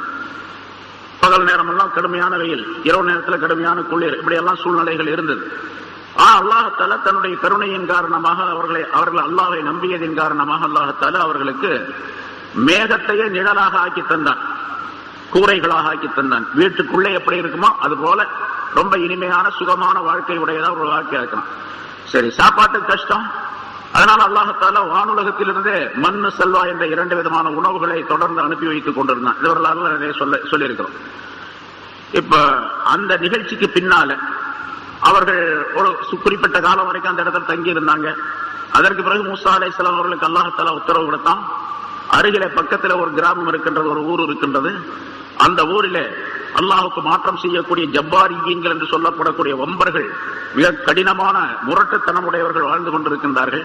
அவர்கள் அல்லாஹை ஏற்றுக்கொள்வது கிடையாது, ஈமான் கொள்வது கிடையாது, அல்லாஹுக்கு மாறு செய்து இணை வைத்துக் கொண்டிருக்கின்றார்கள். அவர்களிடத்தில் போய் போரிட வேண்டும் என்பதாக சொன்னான் அல்லாஹ்தான். மூசா அலைஹிஸ்ஸலாம் அவர்களுக்கு அந்த விஷயம் முன்னால் சூரா ஆல இம்ரான்ல, சூரத்து நிசா எல்லாம் வந்திருக்கு, முன்னால் சொல்லப்பட்டிருக்கு. வந்து சொன்னாங்க. ஆனா அவங்க அதுக்கு தயாராக இல்லை. பிறகு பலவிதமான நிகழ்ச்சிகள் நடைபெற்றன. கடைசியாக மூசா அலைஹிஸ்ஸலாம் அவர்கள் வெற்றி அடைந்தார்கள். அதுக்கு பிறகு அங்கிருந்து எகிப்துக்கு, இது ஷாமுக்கு போகுமாறு, பைத்துல் முகத்தஸுக்கு போகுமாறு அல்லாஹ்தாலா கட்டளையிட்டார். அங்கிருந்து திரும்ப பைத்துல் முகத்தஸ் போனாங்க. பைத்துல் முகத்தஸில் சில காலம் இருந்து பிரச்சாரம் செய்தார்கள். நமக்கு எல்லாம் பல்வேறு விதமான இடங்களுக்கு போய் குடியேறினார்கள். இப்ப அடிமைகள் போன்று வாழ்ந்து கொண்டிருந்த அந்த மக்களுக்கு அல்லாஹ்தாலா ஷாம் நகரிலே ஒரு அற்புதமான வாழ்க்கையை அமைத்துக் கொடுத்தான். அந்த ஷாம் நகரில் இருந்த நிலையிலும் கூட அவர்கள், சரி இப்போ நம்ம எகிப்துல வாழ்ந்து கொண்டிருந்தோம், அங்கிருந்து இங்க வந்துட்டோம். எகிப்தில இருந்த பிராவனும் பிராவனை சார்ந்தவர்களும் கூட கடலிலே மூழ்கடித்து அழிக்கப்பட்டு விட்டார்கள். ஆனா பிராவனுடைய கூட்டத்தாருக்கு ஏராளமான பொருள்கள் அங்கே இருந்தன. அவருடைய மாளிகை, அவருடைய சொத்துக்கள், தங்கம், வைரம், வைடூரியம், போன வாரமே சொன்னோம்.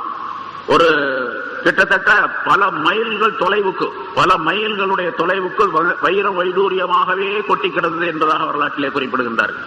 அந்த அளவுக்கு மிகப்பெரிய சொத்துக்கள் அவரிடத்தில் இருந்தது.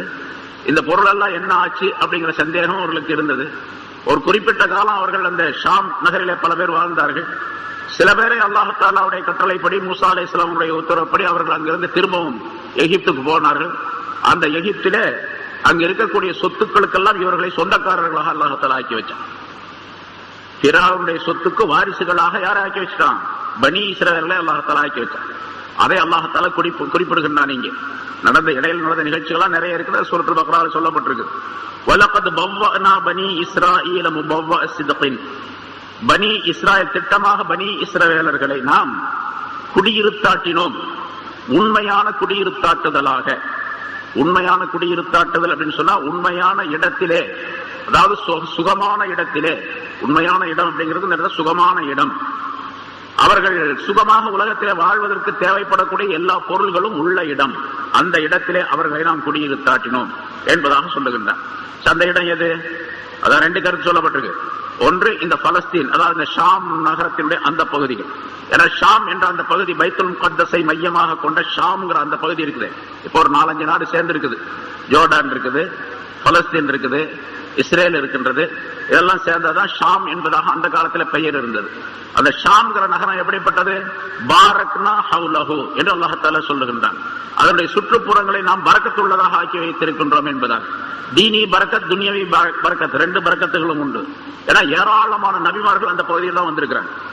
நபிமார்கள் எந்த பகுதியிலே வருகின்றார்களோ அந்த இடமெல்லாம் பரக்கத்தானது, எல்லா பரக்கத்துகளும் கிடைக்கும். ஒரு நாட்டுல செல்வம் கொழிக்கின்றது என்று சொன்னால் அந்த நாட்டில் எங்கேயாவது சில நபிமார்கள் வந்து தங்கி இருந்திருப்பாங்க. அந்த நபிகளின் காரணமாக அல்லாஹ் அந்த இடத்துல பரக்கத்தை உண்டாக்குகின்றான். முன்னால் ஒரு வரலாறு சொல்லியிருக்கிறேன். இங்கே நம்ம நாட்டிலே சில நபிமார்கள் வந்திருப்பார்கள். வந்திருப்பதன் காரணமாகத்தான் இங்கே சில நதிகள் இருக்கின்றன, ஆறுகள் இருக்கின்றன, பரக்கத்தான ஆறுகள். இந்த காவேரி, கோதாவரி, யமுனை, இந்த நதிகள் எல்லாம் வற்றாத ஜீவ நதிகளாக இருப்பதற்கு காரணமே அது எங்கிருந்து உற்பத்தியாகி வருகின்றதோ அந்த பகுதியிலே, இமயமலை பகுதியிலே, வடக்கினுடைய கடை கோடியிலே சில நபிமார்கள் வந்து தங்கியிருந்தார்கள் என்ற ஞானம் நிறைந்தவர்கள் சொல்லக்கூடிய கருத்துக்கள் எல்லாம் பதிவு செய்யப்பட்டிருக்கின்றன. ஆகவே அந்த நபிமார்களின் காரணமாகத்தான் அல்லாஹ் தஆலா இந்த பரக்கத்துகளை எல்லாம் அளிக்கின்றார். அதே போன்று நபி தாவூத் அலைஹிஸ்ஸலாம், சுலைமான் அலைஹிஸ்ஸலாம் அவர்களால் கட்டப்பட்டதான் இந்த பைத்துல் முகத்தஸ் என்ற அந்த பள்ளிவாசல். அதற்கு பிறகு ஏராளமான நபிமார்களை அல்லாஹ் தஆலா அங்கே அனுப்பினார். அதற்கு பிறகு சில நடக்கக்கூடாத நிகழ்ச்சிகளும் நடந்தன. இந்த பனி இஸ்ரவேலர்கள் தவறாக நடந்ததன் காரணமாக அவர்களுக்கு படிப்பினை கொடுப்பதற்காக வேண்டி அல்லாஹ் தஆலா புக்தனஸ்ஸர் என்ற அரசனை அனுப்பினான். அவன் எல்லா மனிதர்களையும் அழித்தான். அவன் தன்னுடைய ஆட்சியை நிறுவுவதற்காக வேண்டிய ஏற்பாடுகளை செய்தார். இப்படி எல்லாம் நிறைய சொல்லப்பட்டு இருக்கின்றது. இவங்க போய் தங்கின அந்த ஷாம் என்ற அந்த நகரம் இருக்கின்றது, அது ரொம்ப அற்புதமான இடம். அந்த இடத்தை குறித்தும் வலகத் பவ்வஅனா லிபனி இஸ்ராயீல முபவ்வஅ ஸித்கின் என்ற இந்த ஆயத்தை அல்லாஹ் தஆலா சொல்லுகின்றான். அதே போன்று அவர்கள் அங்கிருந்து குடிபெயர்ந்து எகிப்துக்கு திரும்ப வந்தார்கள். எகிப்தையும் அதே மாதிரி வளமுள்ள நாடாக அல்லாஹ் தஆலா ஆக்கி வைத்திருந்தான். அங்கே அந்த வற்றாத ஜீவ நதியாக ஓடக்கூடிய நைல் நதி, பிரானும் ஒரு இடத்துல சொல்ல, குர்ஆன் ஒரு இடத்துல வருகின்றது. இதோ பாருங்கள், எனக்கு பக்கத்திலே இருக்கக்கூடிய இந்த ஆற்றை பாருங்கள், என்னுடைய கட்டளைப்படிதான் இது ஓடிக்கொண்டே இருக்கின்றது இந்த ஆறு என்பதாக சொன்னான் ஒரு தடவை. மிக அற்புதமான நீர் நிறைந்தது, தண்ணீர் உள்ளது, பல ஆயிரக்கணக்கான மைல்கள் ஓடி செல்லக்கூடிய ஒரு அற்புதமான ஆறு இது நைல் நதி என்பது. இந்த நைல் நதி நான் கடவுளாக தெய்வமாக இருக்கின்ற காரணத்தினால்தான் என்னுடைய சொல்படித்தான் இது ஓடுகின்றது என்பதாக சொன்னான் ஒரு தடவை. அப்படிப்பட்ட ஆறு இருக்கக்கூடிய செழிப்பான ஒரு நகரம், நிறைய தானியங்கள், பழங்கள், காய்கறிகள் மற்றவை எல்லாம் அற்புதமாக விளையக்கூடியவை. அதே போன்ற எகிப்து, மிஸ்ர் என்ற பகுதியிலே ஏராளமான சுற்றுப்புறங்கள ஊர்கள் இருக்கின்றன. அந்த மத்திய தரைக்கடல் வரைக்கும் நீண்டு இருக்கக்கூடிய ஒரு தொடர் இருக்கின்றது. மத்திய தரைக்கடல் ஓரத்தில் இருக்கக்கூடிய இப்ப மிகப்பெரிய நகரமாக திகழக்கூடிய அலெக்சாண்ட்ரியா இருக்கின்றது, அதுவும் மிகப்பெரிய நகரமாக இருக்கின்றது, எகிப்திலே சேர்ந்தது. இந்த நகரங்கள் எல்லாம் அந்த காலத்தில் சின்னதா இருந்திருக்கலாம். ஆக எப்படி இருந்தாலும் செழிப்பான நாடு. அந்த நாட்டை பனி இஸ்ரவேலர்களுக்கு ஃபிரௌனுடைய கூட்டத்தாருக்கு வாரிசாக அல்லாஹ் தஆலா ஆக்கி கொடுத்தான். இதை வேறொரு இடத்துல அல்லாஹ் தஆலா சொல்லுகின்றான். இந்த ஆயத்தில் அடுத்த சூரத்து சாஃபாத் என்ற அத்தியாயத்தில் அதனை குறிப்பிடுகின்றான் அல்லாஹ் தஆலா. இங்க அந்த கருத்தை சொல்லுகின்றான். ஷாம் நாட்டிலே குடியேற செய்தோம், அதே போன்று எகிப்து நாட்டிலே இருக்கக்கூடிய வளங்களை அனுபவிக்கக்கூடிய பாக்கியத்தை உங்களுக்கு தந்தோம் என்று அல்லாஹ் தஆலா பனி இஸ்ரவேலுக்கு தன்னுடைய ஞானத்தை சொல்லி காட்டுகின்றான். வலகத் பவ்வஅனா பனி இஸ்ராயீல முபவ்வஅ ஸித்கின். பனி இஸ்ரவேலர்களுக்கு அவர்களை உண்மையான தங்குதலாக, சுகமான தங்குதலாக அவர்களை நாம் தங்க வைத்திருந்தோம், அவர்களுக்கு இடமளித்தோம் என்பதாக குறிப்பிடுகின்றனர்.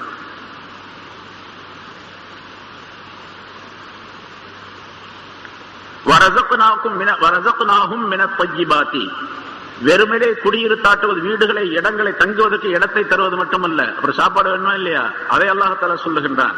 வரஸக்னாஹும் மினத் தய்யிபாத்தி, இனிமையான உணவுகளையும் அவர்களுக்கு நாம் வழங்கினோம். பழங்கள், காய்கறிகள், அவர்களுக்கு தேவையான தானியங்கள், அப்படி இனிமையான உணவு, ரொம்ப அற்புதமான சுவையான உணவுகளை வழங்கினோம். பொதுவாகவே இடத்தை பொறுத்து, நிலத்தை பொறுத்து விளையக்கூடிய அந்த பொருள்களுடைய சுவையும் அதனுடைய ருசியும் அதிகமாக இருக்கும். அதை நம்ம பார்க்கணும். மண் வளமாக இருந்தால்தான் அதில் விளையக்கூடிய பொருள்களும் நன்றாக இருக்கும். சாதாரணமான மண்ணா இருந்தால் அதில் விளையக்கூடிய பழங்கள், காய்கறிகள் எல்லாம் அவ்வளவு சுவையாக இருக்காது. நம்ம நாட்டிலே நம்ம பார்க்கலாம். நம்ம பகுதியில் இங்கே மெட்ராஸ் சுற்றுப்புறங்கள்ல சில இடங்கள்ல கத்திரிக்காய் விளையுது. நீங்க இந்த திருப்பூர், கோயம்புத்தூர் அந்த பகுதியில் போய் உள்ள கத்திரிக்காய் வாங்கி சாப்பிட்டு பாருங்க, ரொம்ப டேஸ்டா இருக்குங்க கத்திரிக்காய். அதே மாதிரி அங்க இருக்கக்கூடிய நீர் இருக்குது, அந்த தண்ணீர்ல, அதாவது என்ன திருப்பூர்ல ஓடுது ஒரு நல்ல சிறுவாணி அழகான தண்ணீர். அது அந்த தண்ணியில ஒரு பருப்பை வேக வச்சு கத்திரிக்காயை போட்டு கிழங்கு ரெண்டாக போட்டு அந்த சால்னா காய்ச்சி பாருங்க, அதனுடைய டேஸ்டே தனியா இருக்கு. நீங்க திருப்பூர் அந்த பக்கம் போனீங்கன்னா பாருங்க, போயிருப்பீங்க பல பேர். அங்க உள்ள பருப்பு சால்னாவுக்கும் நம்ம ஊர் பருப்பு சால்னாவுக்கும் வித்தியாசம் இருக்கு, மெட்ராஸ் பருப்பு சால்னாவுக்கும். சரி, இங்கே இதை விட தஞ்சாவூர் ஜில்லாவில் போனீங்க, உப்ப தண்ணி எல்லாம் போனா கடுக்கும், ஒரு மாதிரி கடுப்பா இருக்கும். அங்க இருக்கக்கூடிய சாப்பாடோ அதை சால்னா வைக்கும் பொழுது அதனுடைய டேஸ்டே வேற மாதிரி இருக்கும். இந்த டேஸ்ட் அங்க கிடைக்காது, அங்குள்ள டேஸ்ட் இங்க கிடைக்காது. இதே மாதிரி 1987 வந்து பகதாத் போயிருந்தோம். பகதாதுல நான் முன்னாடி சொல்லியிருக்கேன், பகதாதுல அந்த தஜ்லா நதி ஓடுகின்றது, அதே மாதிரி ஃபுராத் நதி ஓடுகின்றது. ஃபுராத்து கரையில தான் அந்த இது இருக்குது, அந்த ஹுசைன் ரலியல்லாஹு தஆலா அன்ஹு ஷஹீதான இடம் கர்பலா. அந்த கர்பலாவில் தங்கி இருந்தோம். அந்த ஆற்று தண்ணீர் தான் அங்கெல்லாம் சப்ளை ஆகுது, ஃபுராத்துடைய தண்ணீர். அந்த தண்ணீர்ல சாப்பாடாக்குனாவே ரொம்ப டேஸ்டா இருக்கு. அதே மாதிரி சால்னாவும் ரொம்ப டேஸ்டா இருக்கு. டீ போட்டாலும் ரொம்ப அருமையா இருக்கு அந்த தண்ணியில போட்டா. அது மாதிரி தண்ணி வித்தியாசத்தினால சாப்பிடக்கூடிய பொருள்களும் மிக சுவையாக இருக்கக்கூடிய சூழ்நிலை ஏற்படும். அதையும் அல்லாஹ் தஆலா இங்கே சொல்லுகிறார், வரஸக்னாஹும் மினத் தய்யிபாத், இனிமையான உணவுப் பொருள்களை அவர்களுக்கு நாம் வழங்கினோம். ஷாம் நகரத்தில் இருக்கக்கூடிய அந்த மண் வளம் நீர் வளம் இருக்கின்றது, இது ரொம்ப அற்புதமானது. அதுல அற்புதமான உணவுகளை அவர்களுக்கு வழங்கினோம். அதே மாதிரி எகிப்திலும் அப்படித்தான். எகிப்தில் இருக்கக்கூடிய பொருள்களும் ரொம்ப ருசியா இருக்கும், அற்புதமானதா இருக்கு. சரி, இப்ப பனி இஸ்ரவேலர்களுக்கு இப்படி எல்லாம் அல்லாஹ் தஆலா தன்னுடைய ஞானத்தை கொடுத்ததாக சொல்லுகின்றான். அவருடைய பிரியரிலிருந்து காப்பாற்றி கொண்டு வந்து அவர்களை தங்க வச்சு சொர்க்கத்திலிருந்தே உணவு கொடுத்து நிழலையே, அதாவது மேகத்தையே நிழலாக ஆக்கி கூரையாக ஆக்கி ரொம்ப அற்புதமான பாக்கியங்களை எல்லாம் செய்து பிறகு ஷாம் நகருக்கு குடிபெறை செய்து அங்கே ஒரு பெரிய அங்கே நிரந்தரமாக இருக்கக்கூடிய ஒரு சூழ்நிலை ஏற்படுத்தி இப்படி எல்லாம் அல்லாஹ் தஆலா பெரும் பாக்கியங்களை அவர்களுக்கு செய்தார். செஞ்சு கடைசியில் அவங்க ரொம்ப சுகமாக வாழ்ந்து கொண்டிருந்தார்கள். வாழ்ந்து கொண்டிருந்த அந்த மக்கள் காலம் செல்ல செல்ல செல்ல அல்லாஹுடைய வணக்கத்தை விட்டு அல்லாஹ் அல்லாத பொருள்களை வணங்க ஆரம்பித்து விட்டார்கள் பலர். அல்லாஹுக்கு ஷுக்ர் செய்வதற்கு மாறாக அவர்கள் நன்றி கொண்டவர்களாக மாறு செய்யக்கூடியவர்களாக ஆகிவிட்டார்கள். கடைசியாக அப்படியே அந்த தொடர் பனி இஸ்ரவேல் தொடர் அப்படியே வந்து மதீனாவில் வந்து நிறைய பேர் தங்கி இருந்தாங்க. யூதர்கள்ல பனி இஸ்ரவேலர்கள்ல பெரும்பாலானவர்கள் பல பேர் வந்து மதீனாவில் தங்கி இருந்தாங்க. அதுக்கு பக்கத்துல ஹைபர் என்ற அந்த இடத்திலும் தங்கி இருந்தார்கள். இப்படி பல இடங்கள்ல பல தங்கி இருந்தாங்க. இது வந்து இப்ப அவர்கள் இன்னொரு விஷயத்தையும் சொல்லிக் கொண்டிருந்தாங்க. அல்லாஹ் தஆலா எங்களுக்கு ஏராளமான ஞாபகங்களை செஞ்சிருக்கிறான். அந்த ஞாபகத்துல ஒன்று என்னன்னு கேட்டா, கடைசியாக ஒரு நபி வருவார்.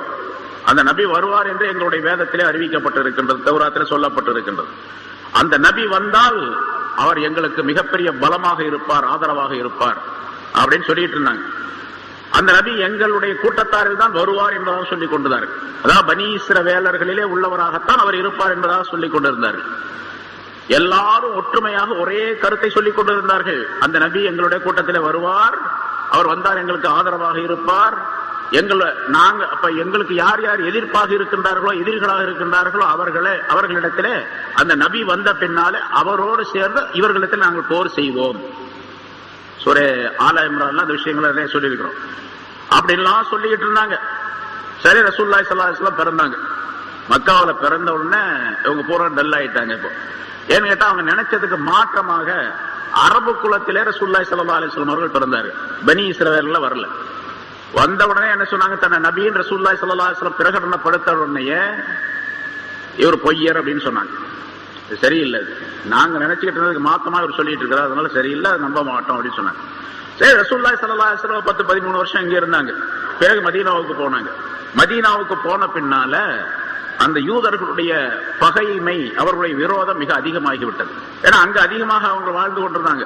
அதனால இவர் எங்களுக்கு எதிரி என்பதாக வந்தார்கள். இப்ப சில பேர் அவரை ரசூலுல்லாஹி ஸல்லல்லாஹு அலைஹி வஸல்லம் நம்பினாங்க. அப்துல்லா இப்னு சலாம், காபுல் அஹ்பார் போன்றவர்கள் எல்லாம் ரசூலுல்லாஹி ஸல்லல்லாஹு அலைஹி வஸல்லம் நம்பினாங்க. அவர்களை சார்ந்தவர்கள் பல பேர் இஸ்லாத்தை ஏற்றுக்கொண்டார்கள். ஆனா பெரும்பாலானவர்கள் இஸ்லாத்தை ஏற்றுக்கொள்ளவில்லை. இப்போ ரசூலுல்லாஹி ஸல்லல்லாஹு அலைஹி வஸல்லம் அவர்கள் வரும் வரைக்கும், ரசூல் ஸல்லல்லாஹு அலைஹி வஸல்லம் அவர்களுக்கு இந்த குர்ஆன் கொடுக்கப்படும் வரைக்கும் அவர்கள் எல்லாம் ஒன்னா இருந்தாங்க. ரசூல்ல வந்தாங்க, குர்ஆன் வந்துச்சு, கருத்து மாறுபாடு அவங்க இடத்துல வந்துருச்சு. அது வரைக்கும் நல்லா தான் இருந்தாங்க, ஒழுங்க. அதுக்கு பின்னால் கெட்டு போயிட்டாங்க என்று அல்லாஹ் தஆலா சொல்லுகின்றான்.